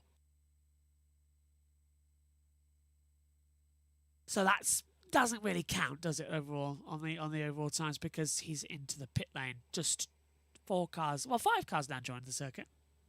Now 6. Here they come then with an hour to go. They all want to get out there and get some data running. They know that this is the right call and the right action to do it. And I am very, very excited to see what the difference could be. As we now see out there on the circuit, some of the drivers on the liveries that you're watching. Fingers crossed it's going to be a better run than what we saw before. Still, yeah. Hello, Amy. Hello, yeah. I'm in agreement with that as well. That is final hour, getting all the goods for us from testing. It's like everything that we've done now coming down into this and condensing into it as well. Jack Giamana is... Jack Pickering is going to join us shortly as well. He's going to pop in for a bit of the commentary and a bit of the quiz coming through. Hopefully we might have Nick Golding as well from Racing 365 joining us from trackside. That'll be a nice little action. There he is. Oh my word. Hello. Hello, you all right? Can you hear me? I can hear you. How you doing, Pico? Okay. I don't know how... I'm using Jack's computer. I do not know how this works. I've tried scrolling, and the scroll is the wrong way on his Chromebook. Oh, he's got the inverted one. Oh, yeah. Yeah, no, I really don't like it. Anywho, I'm sat here with Oscar, who's in our Discord, and you've set up a little game for us. Yeah, that's right. To play in this final hour of running today. So, explain to us what's going to happen. So it's a fairly simple game. First thing first, I've got a website called FEZ Stats where I showcase the most relevant Formula E statistics, or at least I try to. And I was thinking that based on the games that you guys were playing yesterday, it would be fun to try to find some fairly obscure stats and see how many of them you can get right. So whoever gets the closest in the leaderboard for each stat will receive a point, basically. I like the sound of this. I like it. Right, okay. How do we play? Let's go. As I said, I'm going to be making questions regarding statistics. And let's say that one of the statistics is who has the most wins, right? This would be an easy one. And then one of you says Lucas Di Grassi, and the other one says, I don't know, Norman Nato. Now, none of you got it right, but whoever was the closest will get a point. It's as simple as that, really. I swear to God, if the question is who came 13th in the free practice No, it's, two, no. It's not going to be like the quiz that you've done before. No, no. I'm not that much of a masochist. No. Yeah. And is this so? Can people in the chat play as well? Yeah, I mean, if they want to give us their own answers, then yeah, sure. Yeah, I'm not sure. I don't have the chat on because I have don't the know chat. how this Don't works. But if you can monitor that, please, JB, JT, that'd be great. So how many players are we going to have? Just to be sure. I'm on one. So, yeah. All right. Omi, you in? Omi would fail before we even Fair begin. enough. Me v you, Pico, I think is going to be it. I'm down for that. Yeah. Let's do this. Right, and then if everyone who wants to play in chat can also play along as well. Oscar, can I just compliment you on an amazing website? I'm on it now, looking at it. This is fantastic Oh, information. that's cheating. That's cheating. Thank you very much. Yeah, the answers are actually there. I was actually wondering how I would get all the results to prepare for today for the game, and I kind of rushed a solution so you can click on a download button in the stats to get the answers downloaded to your computer as a My screenshot. goodness! Oh my word! Oh wow! Okay. Okay. So, yeah, we need to talk after this. We for ahead of the season. This will make my notes writing incredibly easier. Well, I'm glad to hear that. Oh, well, I have to Google and go on all sorts of things and write down everything. This will make everything a million times easier. I tell you what, Oscar, you've got a new best friend. I'm glad to hear that. Let's go. I'm off the website now. No cheating. Hands up in the air. You can see on the camera. Let's go. All right, so the first question, the first stat, is which driver has been dropped the most number of positions in penalties over a single season?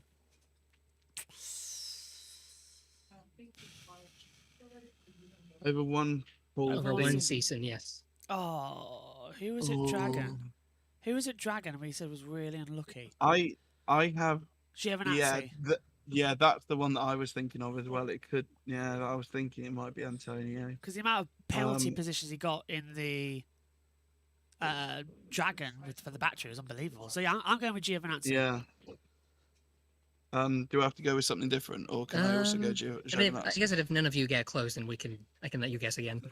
Well, you just said none of us get close, so I don't think it's. I mean, I'm just discussing the possibility of that happening. But no, I'll give you a hint. I think it was, if I'm not getting this wrong, it was during season 5 or 6. Oh, okay. So brand new with the Gen 2 era. Yeah. I was very surprised to see the answer here because I'm trying to think. There was one single season where the only kind of penalty they would serve during races were pretty much grid penalties. Was it DeFreeze? I'm trying to think. Was he there? He was there season 6, wasn't he? He was there season 6. He wasn't there season 5. No. So that could be right because it's either 5 or 6. Oh, hang on a minute. I've got a BMW in my head because they were strong to begin with, and then they got a load of penalties, didn't they? Mahindra also got a lot of penalties that year. What, Simsy? Simsy got a lot of penalties, didn't he? So did Costa in the second half. Because don't forget, we had 5 red flags in a row where a lot of penalties were dished out for. Yeah. So just as a remark, I'm counting all kind of grid drop penalties, so it doesn't have to do with you hitting another driver and that penalty carrying over to the next race. It could be you had to change a component in your car, and suddenly you've got this huge number of grid drop. Because I'm fairly certain I'm not sure if it was back then, but now it's like you drop to the back of the field, and if you can't serve all of the positions, then you get a drive through or something. Yeah, exactly. That was changed by the FIA fairly recently. Yeah, which is why I don't think anyone is ever gonna beat this record. Exactly. So. was the race in Marrakesh? I seem to remember a lot of people getting penalties at Marrakesh. Well, it's over the course of a season. Oh damn! Oh, this is yeah. Well, the only thing I remember is that. So for season 5 and 6, I'll give you one more hint. Go on. I don't think it's really going to help much, but just some more context. The whole number of grid drop penalties or positions were awarded during the Berlin Prix. Yeah, well, okay.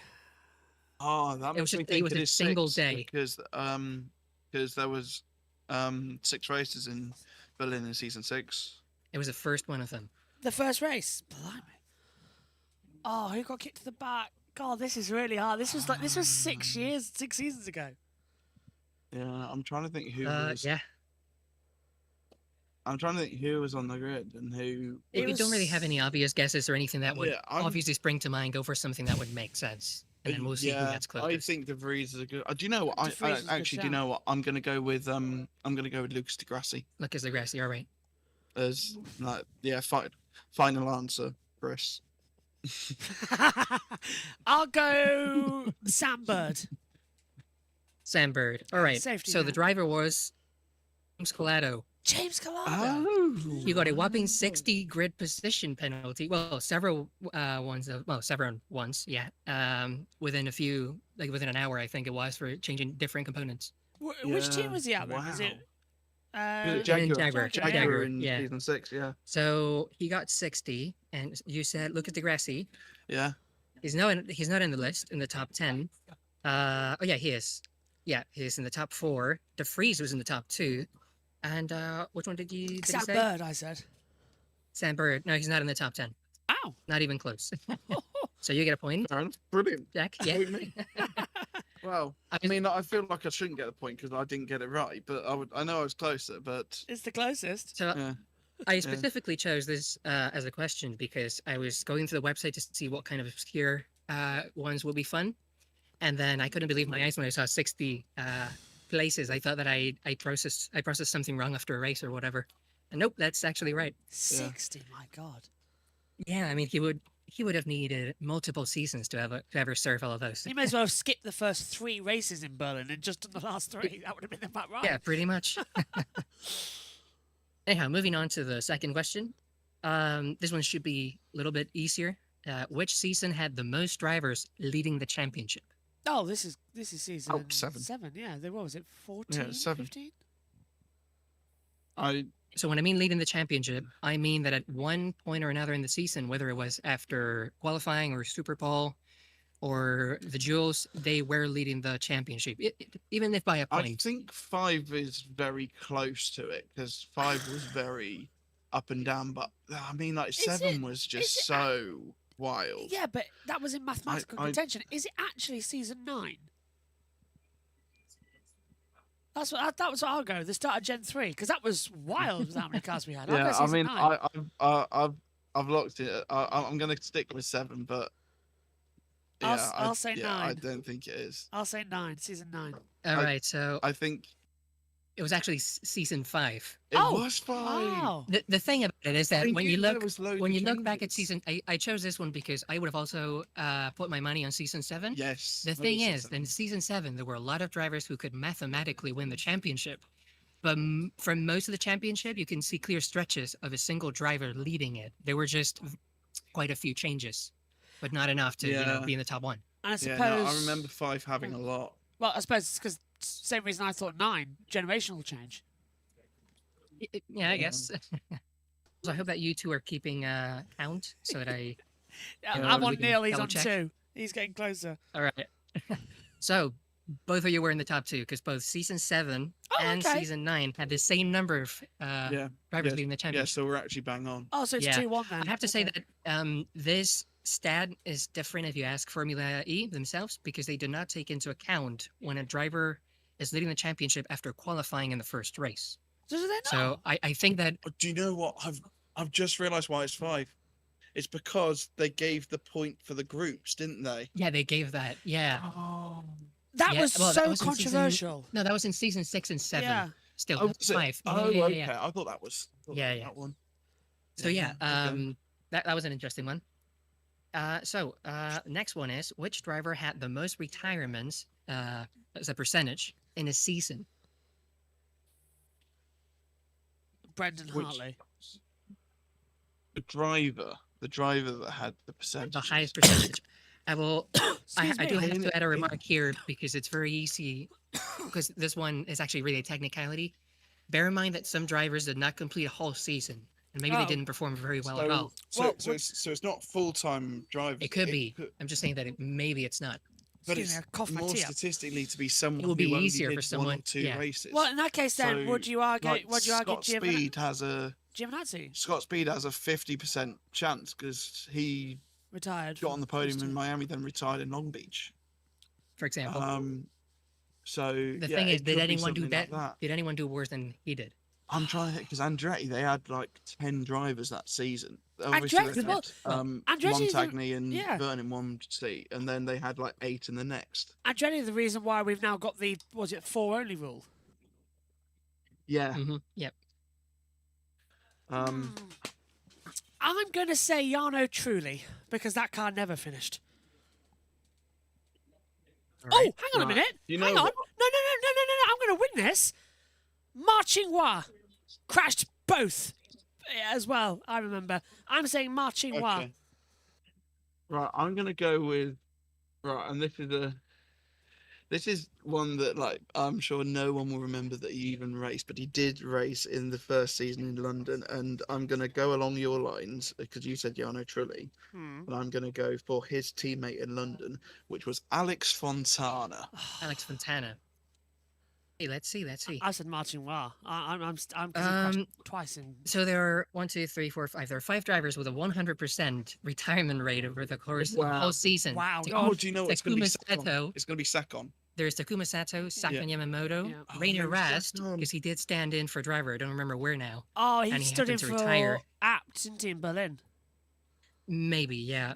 Yeah. I haven't seen other seasons of Formula E. I've been trying to catch up. Oh no, he So- did, that was in season 2. It was very early on. from In what I Berlin, remember. Season 2, he in Berlin. Yeah. Yeah, then there is Alex Lynn as well as a stand-in replacement, and the same thing for Felix Rosenquist. Of course, season 5 So hang on, so Martin Wa actually finished a race. finished the race. I'm actually gonna check it. I To have be to fair, go over he to the did- base. He to the did page. more races than you think. That's because the he thing, came yeah. he Paris, raced for didn't he? Techeetah in season 3. He raced for Team China in season 1. I think he might have done a race in season 2 as well. But Hoping yeah, Tug so, did we're a talking race, about didn't he? Kingwa. Yeah. Yeah, he's got a 33% retirement rate. Really? That's his Only highest in that- a season. Yeah, a third. that's still quite bad. That's still quite bad, but not as bad as 100%. To be fair, it's kind of annoying that all you can remember of Marching Wild then is smashing into the same wall in Paris twice. Do you know what? I'm annoyed because as soon as I locked in Fontana, my head went Sakon Yamamoto, and I would have been bang on if that was Yeah, right. which one did you say? again? I said Alex Fontana. Alex Fontana, Yeah. right. And he said... You said Martin Qua. Thing is, All right, so you win, because Alex Fontana actually has a 50% Okay. DNF rate over 3-1 then, 3-1. Okay, 3-1. 3-1, However, where did Yamamoto retire? Because I seem to remember... London. London, He yeah. He stood in London for Da Costa. Yeah, that was a crazy race in Because London. it was when he was Da Costa was dueling FE and DTM. Interesting fact, I was able to correct Jack Nichols on that because do you remember in Hong Kong when we had to start behind the safety car? He gave it all the big of saying, this is the first ever Formula E race to start behind the safety car. I sent him a text saying, London Season 1 speed bump. So he Oh, yeah, that was in both of the... Yes, I remember the speed bump. Yeah, you guys were right. It was in both of the London E-Prix in Season 1. Right. So round 10 Excellent. and round 11. I'm Yeah. enjoying this. Pretty Go on. good, pretty good. All right, so next up, we were doing... We Okay, had yeah. Battle of the Nerds with Doctor Who earlier. Now we've got Battle of the Nerds on what is actually relevant. I could beat So you. on the same... Go on. Yeah, in the same Yeah, vein, you could. which driver had the most retirements ever as a percentage? Well, hang on. We've So got not just over the course of a season, just in general. Well, I'm going to cross out the ones that we've done already. yeah, so... Hang on, ever as a percentage. As a percentage. Sakon Yamamoto. You're just sticking with He Yamamoto, are got, yeah. He got 100%. Yeah, fine. It's Yamamoto. I'd say Yamamoto as well, but Hang on, outside... or is this the most retirements ever?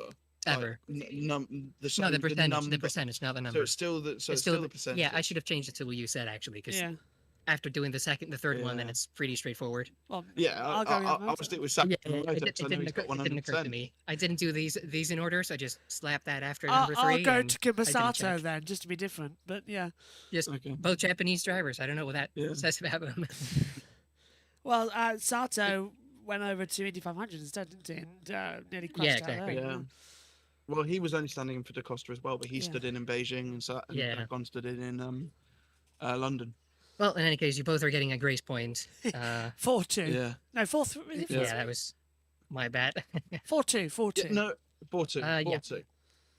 All right, let me check. So number 5, which driver has the best average qualifying in a single season? Buemi, surely, in season 3. Very Oh, borderline with Degrassi. That's a shout. That's a 'Cause- shout. I'm gonna go with Yeah, I'm sticking with Buemi. their line a couple years ago. He was on it. All right, so it is Buemi. Yes. However, Season 2. this is because in the website, I do not consider races where a driver retired or did not participated as an average because you don't have a number according to FIA documents. Yeah. So they do not award a number. So technically, did the driver actually finish Okay. the race? So if you do take that into account, Nicholas Frost wins by a very healthy margin. From season Stellar one. season 3 or Three? 2, Oh. I think. Or maybe season 1. Because yeah. I remember the Season time. 1, he took the Yeah. first 2, Yes. but Yeah. obviously in the second race he had to serve a 10-place penalty Yeah. for what Yeah, happened in qualifying Beijing. position. But I seem to Buemi remember. with a Yeah, Buemi with the super, the final segment of qualifying. He was always in it. I can't remember what it's called now. It's gone in my head.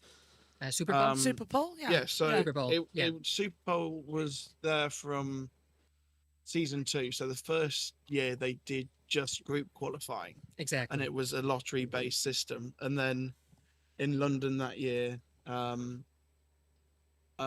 championship contenders were unhappy. They were all in different groups. So when it rained during qualifying, I think PK got shafted, and it helped Degrassi or Buemi, and I cannot remember. And then PK which had way to round fight that back, is, didn't he? but- And he just won the title by a couple of points. Yeah, he won it. I think it was 1 point. Yeah. After a great season. I'm learning quite a bit. I'm learning quite a bit here about Formula E and the races that I missed. Yeah. Because I have a general idea of When what happened. did you start watching? I actually started watching Formula 1 in 2021 after going to my Oh, okay, grandparents. so you're really new into I'm pretty, racing. yeah, generally speaking, yeah, because my dad is a big Alonso fan. I'm Spanish, my family's Spanish, so of course, who would they support other than Fernando Yeah, Alonso? That's fair. And then I like to. You know, there's this driver called Carlos Sainz, right? I know, and it does really annoy me because when I started watching Formula 1, I watched it via a Spanish provider. Yeah. And the main commentator would not stop talking about Fernando Alonso. He could have retired. He would start, surmising what could have happened if only this and that had happened. Yeah. And He he would must go have down lost memory it. lane and whatnot. Yeah, must have lost it If in my grandmother 2023. had wheels, she would have been a It would have bike. been yeah. So yeah, then after that, I liked Formula 1 quite a bit. I started exploring Yeah. other categories, and I found Formula E to be similar enough, but then different enough, and Yeah, very yeah. easy to get into, and to just, put on the TV, watch it for 45 minutes after watching qualifying and whatnot, Yeah. and then that was it. And it was nice to watch something over a weekend, and I really liked it. Brilliant. Yeah. Awesome. I like it. In any case, going back to the question itself, Sebastian Buemi had a 3.8456 average, while Nicholas Prost has a very round 3.9 average. Oh. Then you've got Lucas de Grassi with a 4.091, and then Mitch Evans with 4.25. Oh, fair enough. So it's pretty close. I'm surprised, especially by de Grassi, seeing as his last few seasons haven't been great, but the averages. I'd still like pretty to solid. see the averages of qualifying for season 7 because I think it will be all over the shop because that's the season that it was too chaotic. Yeah. Before we brought in the jewels.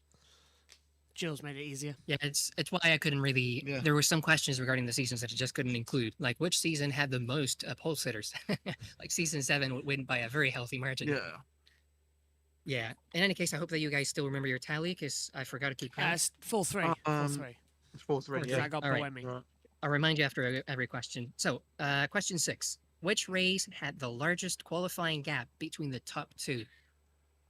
I swear that happened recently. I do have to remark that this includes duo qualifying, so maybe things may have happened in qualifying that made it so that there was a massive gap in the end. I swear it happened recently. Well, do we count London, where the gap was 1 minute 26.4 because the second place crashed and the pole was there?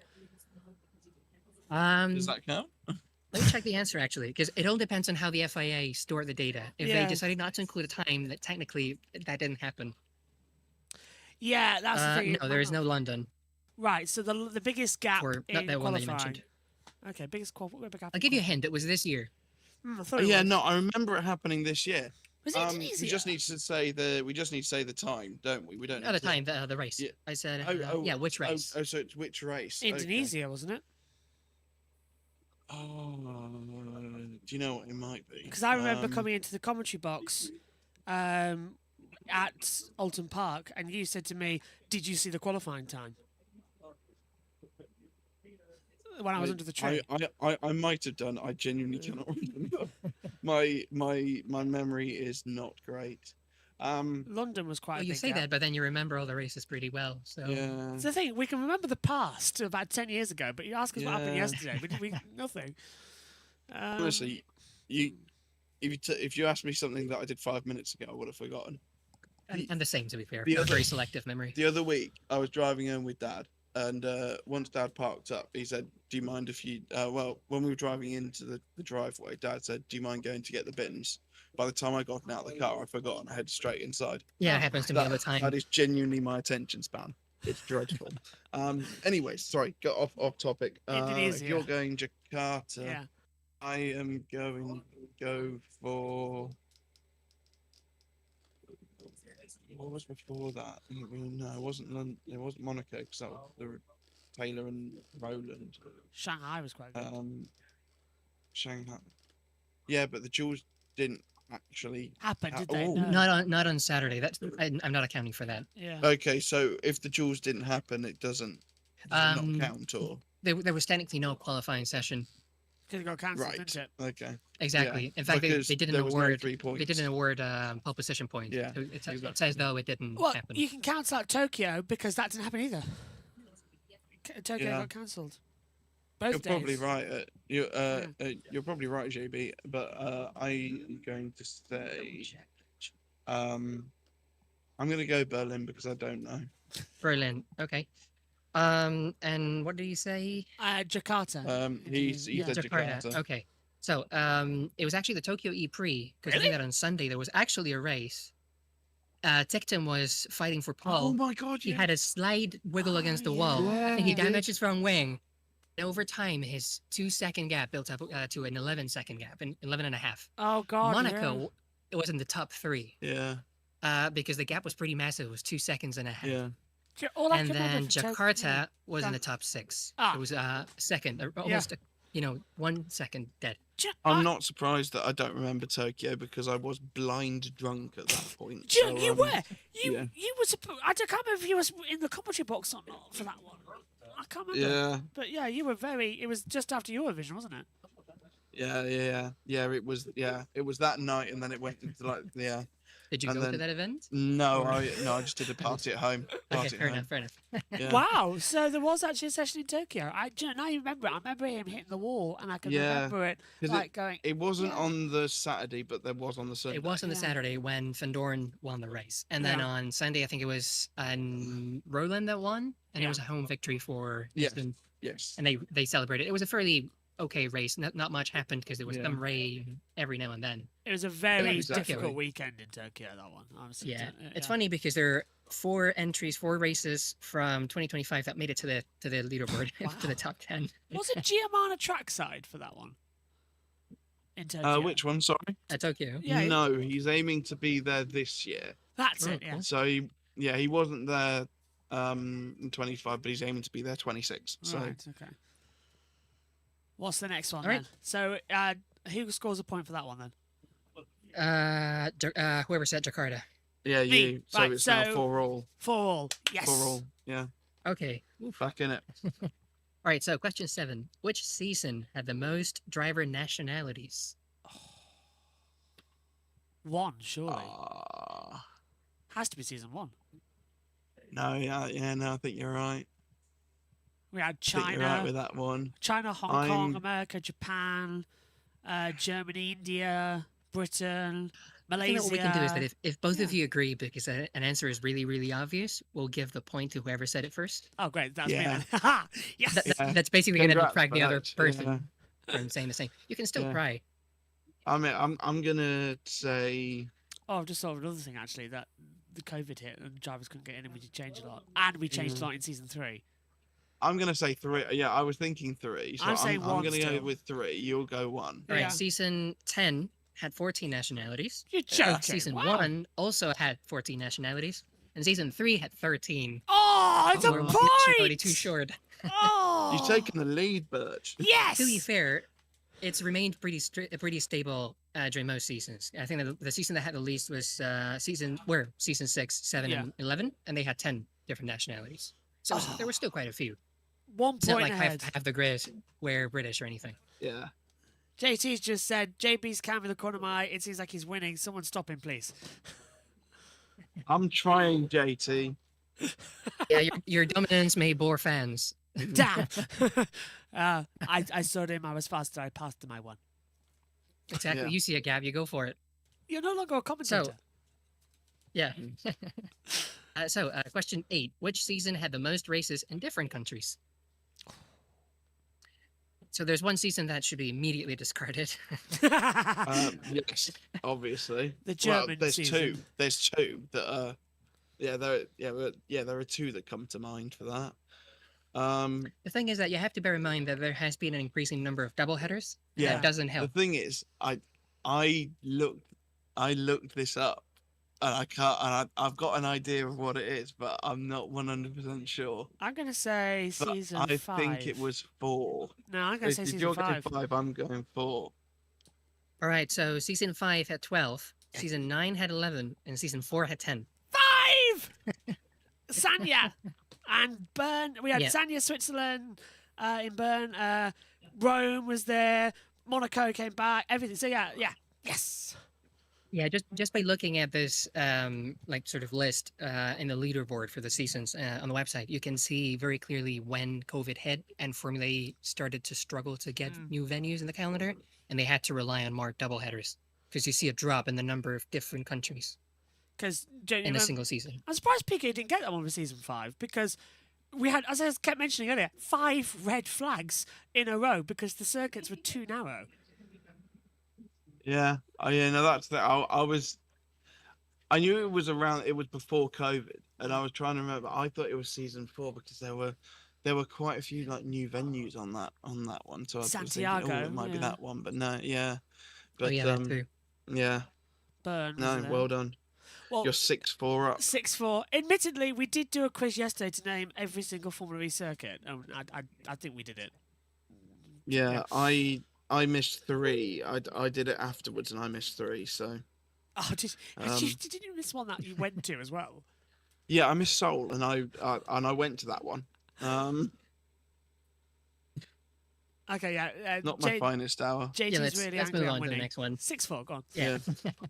All right, so number 9. Which driver has the most podiums without a win? Oh, I did this yesterday. Yeah, you did. I was very hesitant to include this one, but I was thinking about testing whether you'd remember. It's gone on my head. No. Most race victories. Most podiums without a podiums win. without a win. So who got the most times on any of the steps of the podium but the top step? Do you know what? I'm going to go Nick Heidfeld. Just No. Yeah. old reliable. All right. He's still on the What grid. about you? He's still on the grid now, isn't he? I'm going to say there's not just a single driver. So there's if any one of you is right. Lotterer there's- was one. Are you locking that one in? Oh, do you know what you bang? Yeah, no, you're Lotterer. right I'm staying that with one. Lotterer. I'm saying I can't Alright, remember if it was Lotterer or not. Well, both of you get a point. They both have 8 podiums without a single. Okay. Win. It doesn't really help your cause though, because you still got a point. It's 7-5. But hang on, who's got the most? I forgot. Both Lauder and Heidfeld had 8 joint. podiums without a win. Thank God for that. I was really because Yeah, and after that it's Barnard. Yeah, in the top Barnard's 3 with 5. from last year. Soon yeah. enough that should, soon enough he will be. He shouldn't be in the he shouldn't that be on the leaderboard list anymore, by the end but of this season, but yeah, we'll see. The really weird one from that actually is Lotterer is referred to as the bridesmaid, but Heidfeld isn't. Heidfeld hasn't won a race since 1999. The thing is, Heidfeld, I knew got on the podium quite a few times and obviously never won, but he had that. He had the name of that in Formula One. The fact that he never had that, and it was eerily similar in Formula E, and that's what led me to choose Nick, and it paid off. So yeah, he sadly Not carried bad. that over to Formula E. yeah. All right, so that was question 9. On to question 10. Which driver has the highest starting position for wins? So what I mean for this is which driver. So when they've won, they've when they- started from the highest. From the when I mean highest, I mean like a highest number, not the closest to the front of the grid. Oh, so which driver- lowest to win the race? Exactly. He came from the back Oh, recently. Mitch Evans. Evans won As from an the average, back. Yeah. by the way. Oh, an average. As an average. Oh, right. Oh. Okay. So I was about to say it was Mitch Evans in South. Yeah, so let's say that Evans never Yeah. has only won a single time, and that was last season. He would have, the highest average for this. The highest average from. Do you know what? I'm going to go Lucas It would Di be Grassi. very hard to phrase this one. I'm going to go Lucas Di Grassi Oh, because yeah. he won a few from quite low down, including that one in That's true. Season No. 3, I think it was. It was 15th on the grid. I'm going to But- say Pascal Wehrlein. All right. So the driver with the high. This is how I phrased it. I know that it's not perfect, but I had to phrase it somehow. The driver that has the highest starting position for wins is Nick Cassidy with an average of 6.18, most of them from season 9. Wow. Then Norman Nato with 6. Because he had Because the he one only- victory. he'd only won one. Exactly. Yeah. Duffel van Doorn with a 5.75. Jerome D'Ambrosio with a 5.67. Mitch Evans with a 5.08. Dan Ticktum with 5. Lucas Di Grassi with 4.77 and Pascal Wehrlein with 4.25. So Jack gets the point. He just edged ahead, yeah. So what is it now? Yeah. 7-5? 7-6. It's 7-6, 7-6. Ooh, it's getting close. And let's say it that way around because I don't understand the meme. No, I don't either. It's 7-6. No, 7-6 to you. Yeah, you're bridging the gap slowly but surely. So, Levin, which team has been awarded the most economic penalties, so financial penalties? And in terms of money, not number of penalties. Which team has had to pay the most for penalties? I would say this one is an approximation because I cannot take into account penalties that were awarded to teams and not their drivers.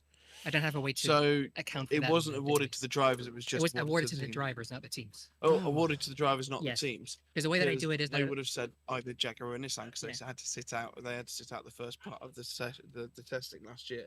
I do also have to clarify that it is very complicated from a database point of view to separate teams based on their names. So I'm counting teams like McLaren and Mercedes as the same entity. Yeah. Right. Because they are holding the same license. Okay. It's so- very complicated to just tell them apart based on the name because that sometimes doesn't reflect any changes. So for you, is Renault Edam and Nissan Exactly, Edam yes. the same? Well, the Renault same Edam's team? then, Yes. surely, because they got thrown out with So Bueno. Renault, Nissan, yeah, if they're holding the Yeah. same license, then yes. Yeah. Okay. The thing is that there are some teams with very minor changes that actually underwent huge changes under the hood. And so what do you do about them? When do you draw the line? And then how do you reflect that in a database? So I sadly decided to take the lazier approach. That would give me the least headaches. I'm going to stick with my original guns and say Porsche. Fair enough. What about you, Gio? What are you saying?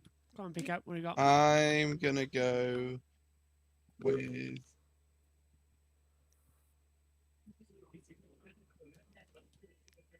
Agonizingly. I'm trying to good think of the teams. I'm trying to think of the teams.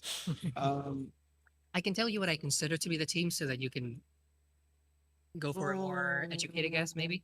I'm gonna go with Virgin. That will be Envision nowadays. Yeah. So the teams that I have on the website, in terms of license holders, are as of now not counting, not taking into account season 12, are Mahindra Racing, Envision, DS Penske, Truly Formula E.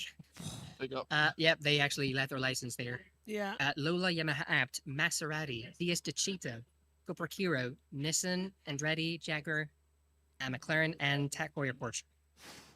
So what did you guys say again? I said Porsche. I I've said got the Vir- least. And I said Virgin. Okay, so in the top spot, DS Cheetah with a whopping 30,000 euros. Wow. Somebody go and find DS Mark. Yeah, DS Penske with 15,000 euro, so half of that. Apt with 10,000 euro, Andretti with another 10,000, Porsche with 6,000, Yes! Hero with 5,800, and which one did you say again? Virgin. Virgin. They're at the bottom of the list, 2,500 euro. Yes! Brilliant. 8-6! 8-6! They have, yeah, they have chosen the most economic driver. Yeah. Again, this is an approximation, Yeah. so because it's very hard to process the penalties. And Yeah. Fair enough. Okay. So maybe neither one of you should have won, but it is what it is. 8-6. Oh, just quickly, Yeah. thank you to Ola E America says, what great coverage. Thank you so much. And has just become a member to the Formula E Zone on pole position. Welcome to pole position. Oh, brilliant. Thank you very much. I do also have to thank you while I'm here because I had a couple not very active days at work. Oh, and pleasure. it did certainly help to keep me. Really? Oh, yeah. I'm joking. I'm joking. I'm joking. Wow. Right, what we got? Oh, maybe he's onto something. Anyway, question number 12. Which driver has had the most disqualifications? Oh. Both for races and qualifying, because I do consider these to be separate. If you're disqualified in a race, it's not really the same as if you're disqualified for qualifying Well, because you can still that's- technically start the Do you race. know what? I'm going to Costa. get Pascal Wehrlein. Really? I'll Pascal go. Wehrlein because Oh, I'm going to Costa. This would be interesting then. because he's been disqualified a couple of times with Porsche, but also I believe when they locked out the front row in Paris, Mahindra, when he was there, they got disqualified from that and got moved to the back of the grid. So based on that, I'm going to go for Pascal Wehrlein. I'll go for Da Costa just because he keeps getting disqualified time and time again.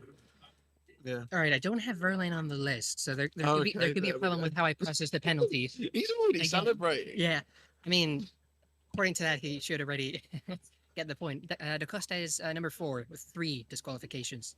The driver with the most disqualifications from the penalties that I could process, again, this could be a Degrassi. problem on my end. It's Sebastian Buemi with 6. Well, 6? 'Cause it includes both races and Yeah. qualifying. My God. So what's that now? 9-7? I'm gonna check Yeah, Verlaine just out of curiosity now. 9-6. 9-6. 9-6. See about Verlaine. I'm winning. This is fun. Thank God it's not JT's first. JT's really annoyed. How many questions do we have left? I have 30, and we've done so far half of them, I think. Okay. Yeah, we've done 12, so close to half. We can start whenever you want. I just thought, No, let's I keep thought going. that I We've would got prefer time. a good. I'm good enjoying event. this. So Just because you're winning. Yeah. let's check the disqualifications. I need a pen chart. Go on. Oh yeah, he does have one, but the only one I have is from season 7 from Puebla. Oh, right. I swear he got disqualified. You may be right. In Mexico City one year. I have to check later. I'm gonna note that one. I'm gonna write I'm double fairly check. certain he did. I might be wrong about the Mahindra one. To be fair, I'd have to ask. What's the Oh, score? where 9-6. No, 9-7, I 9-6. think it was. No, no, 9-7. no, it's Okay, 9-6. okay. 9-6. I've got it Okay, on okay, my cool. notes too. All right. We'll have to ask when we see him, but I cannot see. Oh, no. No. Just to confirm to JT, they're my Formula 1 notes. So, you know, Yeah. they're my Oh, F1s. fair enough. Give me a sec. Unless any questions involve Sebastian Vettel or something like that, then it's not going to be a bit helpful. Because I had my dad come as well with me. Yeah. He also got media accreditation as a photographer, sort of. Oh, wonderful. And yeah, I don't want him to be bored there just looking at the timing screens. Yeah. He doesn't speak any English, sadly, so he cannot really join us. Yeah. Can we get him on the translator? Because that's been quite funny this week as well. in the Oh, media centre. yeah, no, the translator in the Yeah, press that was really funny. conference, yeah. I have to say, I did feel a little bit bad for him because he was doing a superb job as an interpreter rather than a translator. We've been fantastic. The all thing week. is that knowing Spanish, you could tell he had a lot more experience translating football-related stuff because he kept referring to teams as clubs. Yeah. And he kept using the word for when you hire someone that's new in a team. He kept using the word that you use for football. He kept using a lot of football-related terminology. Then didn't know what a push lap was. So he still did a very, very good translation. Oh, It was yeah, very professional. honestly, it's great. But Yeah, I you felt a missed little it bad. for him. on you missed it on Monday where or on Tuesday or something where Jono asked a question about Ollie's trip to Ibiza. Oh yeah. And then and then he translated that question and Ollie's face was mortified because he wasn't expecting that bit to be translated. Is that why when they had another, was it also Roland that was in another press conference? They Yeah. asked him about NATO, and then his question was actually very, very short. Was Yeah. that maybe why he didn't want that to be translated Maybe, as well? yeah. Yes. Well, in any case. Anyways, yeah. next one. Let's go to question 13. Which season had the most pole sitters? I suppose. I mean, like, the obvious answer is 7. But we've been tricked by that one before. Season 4. Locking myself in with that. I'm going to go the other way and go 5. I think you're right with All 5 right, it was. Yeah, the psychological game here really played dividends. It was season 7. Oh. With 11 pole sitters. Wow. Season 5 had 9. Season 4 had the least with 5. Oh. All right, so pick against a point. It was the Right, most stagnant 9-7, season. the comeback's on. Here we go Yes. again. Oh no, the dream is over. Oh, the dream's back on. It's like watching the Euros. Yeah. Shall we do first to 15? And then that should. Yeah, I think that could be good. Yeah, that should round out the session. Yeah, because otherwise you could actually have a draw as well. Yeah. Yeah, fair point. 15 is. Go on. So what's the score right now? Sorry. It's 9-7. 9-7. All right. Yeah. So 14. Which driver has won the most constructors championships with a team? Oh. And this one you're gonna have to be quick because you do know this one. Verline. You're gonna have to think fast. I said Verline. No, Buemi. All right. Buemi. It is Buemi. Of course, it's Buemi. With 4. Yeah, because he won a couple with Renault, then he Renault. won one with 2 with Envision. Renault, then 1 with Envision, and I have a 4th one. Who's he with the 4th one? Oh yeah, because didn't Renault win 3 actually? Renault won Constructor 3, championships. yeah. Did they win season 4? No, season 4 was Audi. Was Audi, yeah. Oh no, they 1, 2, won the and 3. championship in 1. In 1, In yeah. one, So yeah. 1, 2, and 3, Yeah. and then 1, 2, Yeah. and 3, and, And then 5. 9. Yeah. all right. Damn. Right, go on. I'm getting nervous So now. question He's got behind 15. me. Which race has lasted the longest amount of time? I'm including red flag sessions, safety car sessions, everything that you can imagine. The Sao clock was Paulo. ticking according to the FIA. Sao Paulo last year. I'm gonna go for Rome 23. I'll go Sao Paulo last year because it was over 2 So hours. that was season 9. I can't remember if it was the Saturday race. or It was Sunday the race, but Saturday race. Yeah, I'm Right, gonna go for that with one. the mega crash there. Yeah. It was actually the London E-Prix in 2023 Yeah, with the rain. It you kept were getting there. delayed and I was delayed thinking that, and and I was delayed. thinking no, it wasn't. But yeah, no, it was, wasn't it? Who- So Pico got closer. Hello E-Prix from We were discussing it earlier, weren't we? We JB? were literally saying about how Channel 4 moved the coverage. yeah. So which Sao Paulo E-Prix were you referring to? This year's just gone. Last year, Yeah. 24. Okay, yeah, it was 2024. So yeah, that was the second one. Alright. And Rome is not quite on the top. It was in the second page of the table that I have here. So Really? Yeah, there were a lot of races with an hour and 50 minutes due to stoppages. And I thought it was about an hour 45. it felt long, Rome didn't one. it? Yeah. I will have to double check. Is once again, this is according to the FIA, and who knows if they decided to stop the clock. I'm gonna pull VAR at some point. Look, enough. I'm on 10 Again- now, so there. Yeah. The thing with a lot of these stats, the main problem is that you can never be 100% accurate because you rely on the data provided by the FIA. If they stop the clock, and that's what you get. So Yeah, no, because I've seen some where they had a red flag, and yet the finishing time is Yeah. still like 45 minutes. Do you remember No, Rome? it's not. The first red flag we had in Rome, where the clock kept ticking down, and they had to Yeah. add the time back, and they couldn't work it out. So then for the they Yeah. said the next time would have a red flag, would stop the clock, and that was the next race. Yes. Yeah, I think that was 23. Because I remember I remember Tom Brooks getting like a baptism of fire. Every race was a red flag in- thanks to him. Yeah, he did 4 races at the end of season 9, and 3 of them had red flags. Yeah, I texted him saying, "You a curse." Yeah, we all said that to him. oh, poor guy. Although he did get the first any ever ca- red flag restart from a standing start. Yeah. Okay, so question 16. Which race had the largest gap between the top 2 at the finish line? Oh, Mitch Evans winning in Mexico City season Yeah, you can have that one. 6, 5, no 6. It was 6. Because 5 was the one where Verline lost at the line. So yeah, it was season 6. Season 6. Mitch I'm saying the Evans, largest Mexico. gap, not the smallest gap. Yeah. Yeah. Season 6, Mexico. Mitch Evans won by about 20 seconds. I'll go. Okay. I don't think that was the longest. Season 6, you said. I feel like that might have been the record at the time, but it might have been beaten. I will go for. I can't remember who won the race, but I will go for New York City, season 3, race 2.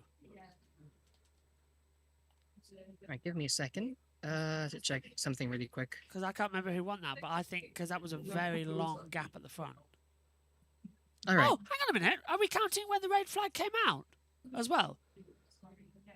Because do you remember that race in New York City where the rain came down, the red flag came out, and we had Oh, like in 2022. Yeah, and there was somebody leading right at the front. I think it was Gunther, and he was leading I like think it was Gunther, and then yeah. Do we No, count? no, no. Yeah, no. but then they took it back and Cass won that one. That's not here in the list. Ah, So well, I I'll can give stick. you that. Yeah, yeah. I'll stick New York season 3, race 2 then. All right, New York season. From which season, by the way? Season 3, 'Cause I have race it 2. here. 3, race 2. 2017 then? Yeah, 17. Yeah. Yes. Yeah, you that had was the year of Bird's Rome double. And I 20 said Mexico 2020. 2020. So I double checked Mexico. It was only 4 seconds in the end. Acosta wasn't that far away because then Verlaine. Evans? Yeah, that's what I have from the FIA. 4 seconds. Verlaine must have dropped further back. Oh, I thought he won by So like Verlaine 20. kept dropping down places. And so in the end, the gap was between the top 2, I guess. I didn't watch that one back then. Again, this is from what the He won by FIA like has. 20 seconds. Yeah. I said this first because I wanted to make sure that Yeah. it didn't have any kind of No, error. I thought he won by loads. So it was the Putrajaya. I never know how to pronounce that one, and it's supposed to be Spanish. Ypres.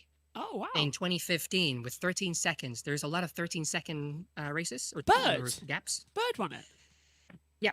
And the closest one was yours with New York City Ypres 2. So the second one in 2017. That was the second one on the list.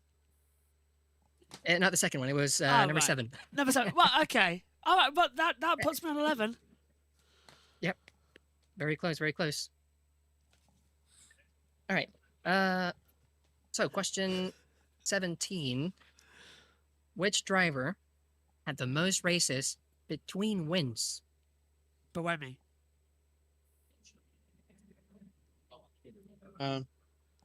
What do you think? Right, Nico? I said Buemi. most races between wins. Do you know what? You're probably right. Yeah. Jack was actually busy here, so I could have probably waited before saying anything. Yeah, no, I'm setting up some equipment for Jack because he's going to be doing a large speech shortly, because it's his last session. He'll be heading outside and doing a rallying of the troops, and everything.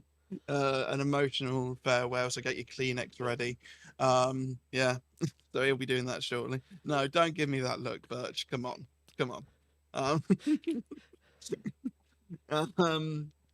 Right. Who had the most? Thinking about it, I don't think Buemi's right. You know what? I reckon Van Dorn is quite a big one as well. I'm going to go Van Dorn, which was like season 8 to this year. All right, so it's Stoffel van Doorn on position 3, 50 places, sorry, 50 races between wins. Then Oliver Rowland, 54, and then Sebastian Buemi with 82. Yes. He had to wait for. He had to wait forever. Yeah. Yeah. So the thing here, the problem with this stat, and why I had to be, I had to I'll choose be a honest, I movie. forgot he won Monaco this year. How did you were there? No, I wasn't there. I was commentating with See, you. I did remember this I stat. still forgot. I do remember this one because I was actually making this stat for the website. And I was like, oh, okay, so it was actually Oliver Rowland. And then the race happened, and I was like, okay, now I have to check if the stat is correct. Because he just updated it. Oh my God.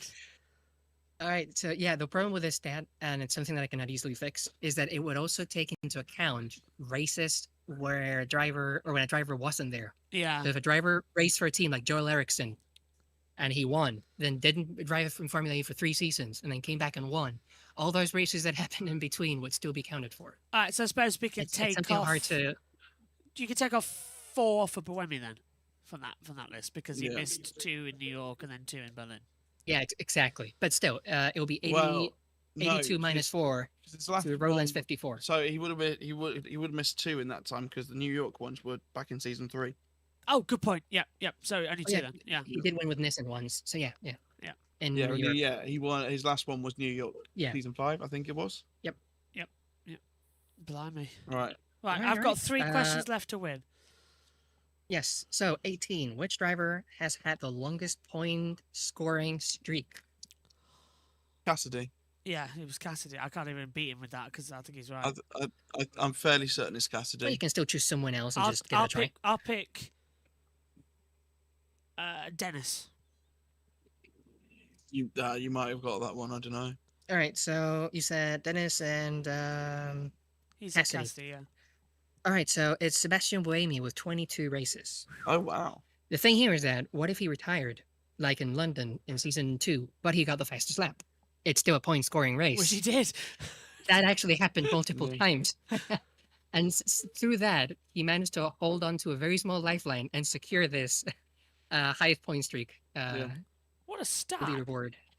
Then Jean-Eric Verne with 20, Prost with 18, Verlaine with 16, Van Doorn with 14, Bird with 13, Sarazan with 11, Sarazan? and Dennis with 11. Yeah.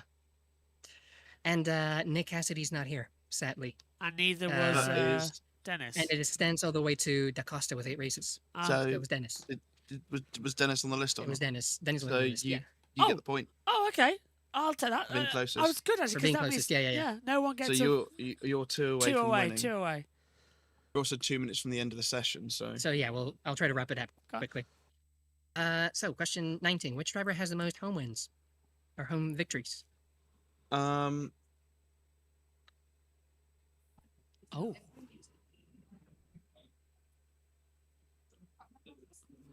I don't think who's won at home the most.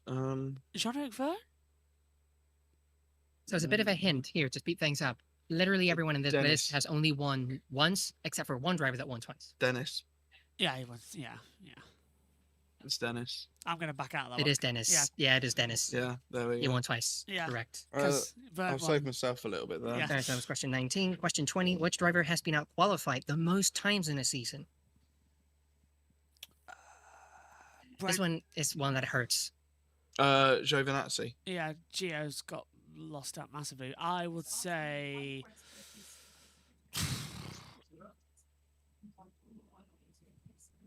Who was the last I put away me in season 4? It wasn't Prost. It's gone out of my head. Bird. I don't know. I'm throwing out there Bird because he had. All right, it was sadly Bird with 14. Was it really? Last season. Yeah. Last season. Then next one is Jehan Daruvula with 14 as well, and Antonio Felix da Costa with 13. I only said Bird because I thought of how bad it was. Check a flags up, by the way. I'm 1 away. Do you want to just end it there, or do you want to get one more? I mean, like let's do a formality. Let's do one that Josh can win. Yeah, come on. I'll go for one, and then you can say random numbers. Well, names. Which season had the most driver changes in the lead of the championship? Oh, That's why we did this one. No, we did the most drivers leading. No, the most driver changes. Most the driver lead. changes. Oh, I'm gonna go 5. Oh no. Oh 6. No, 7. I'm going 7. yeah, right. Yeah, I said 5, so I'm gonna stick with All 5. right, season 5 with 8. Oh, season 7 had 6. Damn. Okay. So this wasn't a formality in the end. You got 10. Right, we I'm need one saving more. myself a little bit. Yeah. Come on, one more. One more. One more. Okay. 22. Which driver has been beaten in the standings by its teammate the most times? In numbers of seasons, right? So he was beaten in the standings by his teammate 2, 3, 4 times. Verne beat Lotterer. So I'm going Lotterer. So that will be Lotterer. Yeah. What are you saying? Or multiple Yeah, driver. no, Lotter is the shout actually. I'm gonna go Simsy. Okay, Sims had 4. He's been beaten 4 times, but Apt, Da Costa, and Lotterer were all beaten 5 times in the standings. There you go. Oh, Josh there's the Birch. 15. You are the champion. That's a great I can still quiz. share with you the rest of the questions if you want to do them at home. We need Yeah. a Formula E bar quiz night with Yeah, that. we'll That's do epic. that.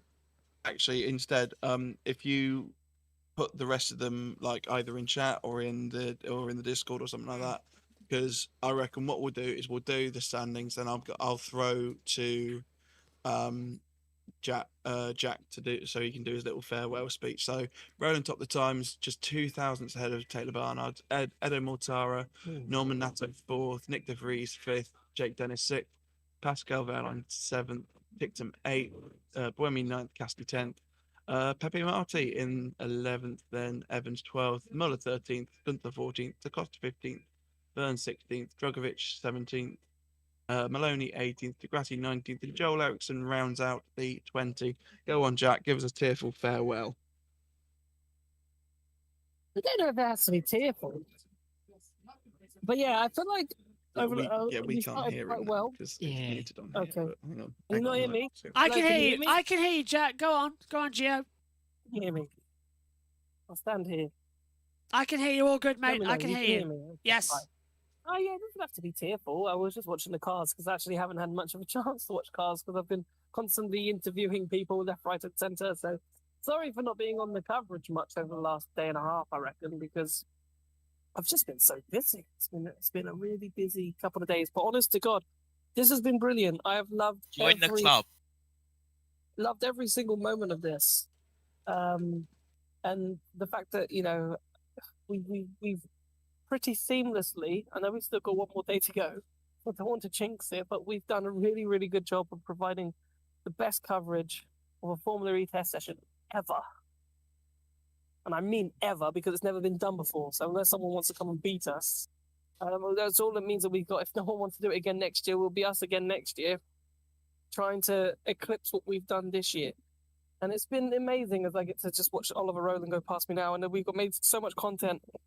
And I don't know if the snippets came out for some of them, but, got great content to look forward to between now and Sao Paulo with some of the drivers. So we're really looking forward to that as well. And there's obviously more to come tomorrow from the women's test. I know you may have had Abby pulling today, but we got Juju Noda. I'm very happy about that.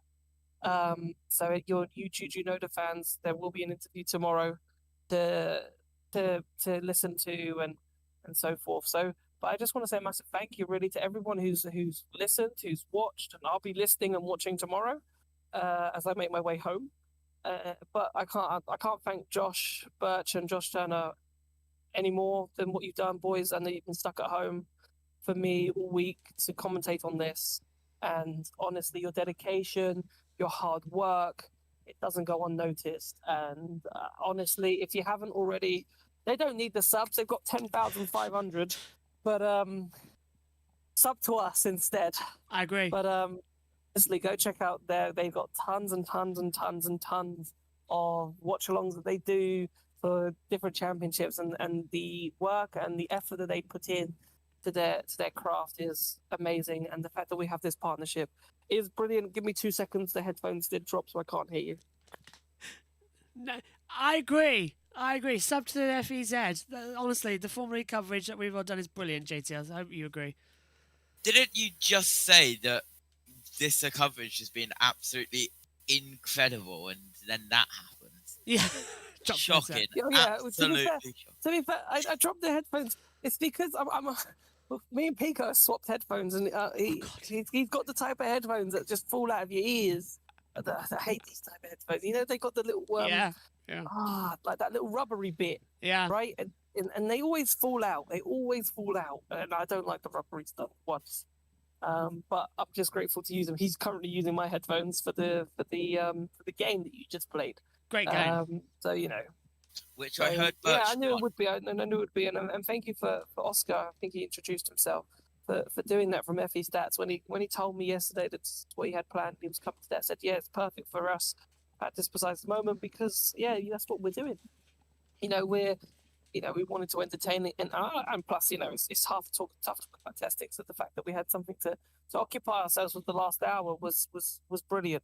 So again, massive thank you to Oscar for putting that together. Because I just said to him, just put some stats together, make a game, and we're game basically for doing it. And I'm glad you seem to enjoy it. And I hope everybody in chat did. And I hope we got some of the questions right, and we can see who the real Formula E fans are. Clearly, Josh won, so Pico knows nothing. So back to the drawing board for him. But yeah, it was great to listen to. And boys, once again, thank you. Jack, thank you for everything you've done because your interviews have been fantastic trackside. And thank you again for... Go on. I don't think the editing hamster wheel has ever gone so quickly on my PC. Honestly, that's all coming out tomorrow. Welcome to the world of Formula E. Yep. I agree, though, Pico. Next year, I'll be joining you trackside, and we'll bring the equipment, and we will broadcast from the track to the audience, and we'll get cameras everywhere, and we'll properly give it some welly. Start preparing yourselves now, because you're going to need the full year to have to deal with JB trackside. Yeah, because if JT can attend, I will go nuts. I'll be taking the wireless microphone, and I'll be going on that balcony every 5 minutes with a camera. It's going to be amazing. But Jack, any Especially closing for Gen thoughts? 4 next year as well. Yeah, that's why. Sorry, say that wanna again. go. I said that's why I really want to be there. But Jack, closing thoughts. Really, Mahindra. Really impressed. Really impressed with Mahindra. I did speak to Fred earlier, so if there's any Mahindra fans, I can answer the questions. Unfortunately, the only error I made this weekend, or one of them, probably more than that, to be fair. But I put the wrong wire in the wrong way round. You know, when you're rushing about after one thing to another, and it went the wrong way. So that interview unfortunately didn't happen. Well, it did happen, but didn't record anything of it. But he did say Mahindra will be here next season for those Mahindra fans, and there will be a decision soon whether or not they will be a customer team or a manufactured team. So we just have to keep waiting for the answer for that. But we're told by Frederick Bertrand to expect one soon. But their pace has been incredible. So do they want to become a customer team? You know, if they're, you know, or do they want to stay as a manufacturer? At the moment, you'd think stay as a manufacturer because what you're doing at the moment is working, but money is a big factor in that answer. But yeah, so Mahindra have really impressed me, and it looks like status quo. Everybody looks quick, and it's going to be really interesting when we go to Sao Paulo now to see who does come out on top, because at the moment could be anyone. It really could be anybody coming into it. Jack Giamana from Trackside, thank you very much. You are released and get to go back home. Thank you. Take care. Take care. Safe flight home. Thanks to Jack Giamana. Jack Pickering will stay with us tomorrow with more action from the women's test. JT and Omi will be back with us. And my thanks to Oscar and to all of you in the chat as well for that one. That is the end, though, of the regular pre-season test. The next time that our 20 drivers will be out in action will be in Sao Paulo in just over a month's time. Roland tops it, 121.893. But there is so much more. As you say, Mahindra looks strong. Nissan looks strong as well. DS Penske up there. Cooper looking good. We really are in for an exciting season as well. JT, closing thoughts. Very, very busy test day from all sides, from the behind the scenes, from the editing. I can actually count how many videos I've edited today only. Hold on, let me get the folder up.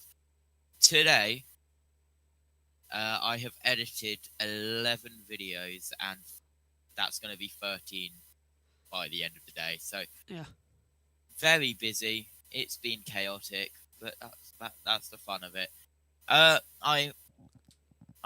If Pico can still hear me, he probably can't, but he'll watch this behind the scenes.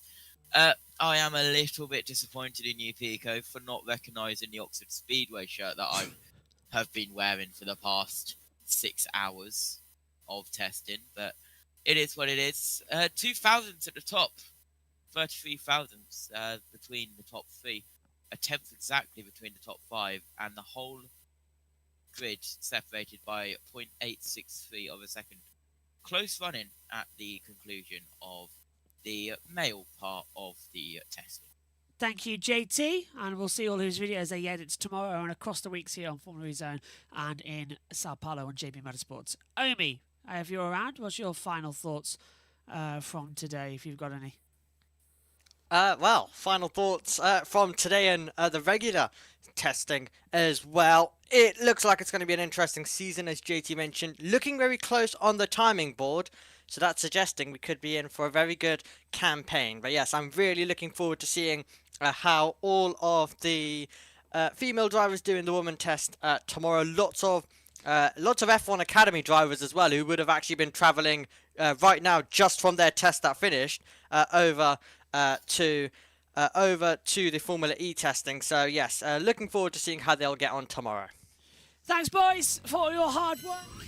We will be back tomorrow with the women's test. 2 sessions, same times. So 3 hours in the morning, 3 hours in the afternoon, and we'll wrap up everything. We'll hear from all the drivers out there. We'll hear from the press conferences as well, and we will catch you up on all of the action from this test. Join us tomorrow. But that's the regular season drivers done. Tomorrow, it's all about giving the women the opportunity to showcase their amazing talent. We'll see you tomorrow for more action. Take care. Bye-bye.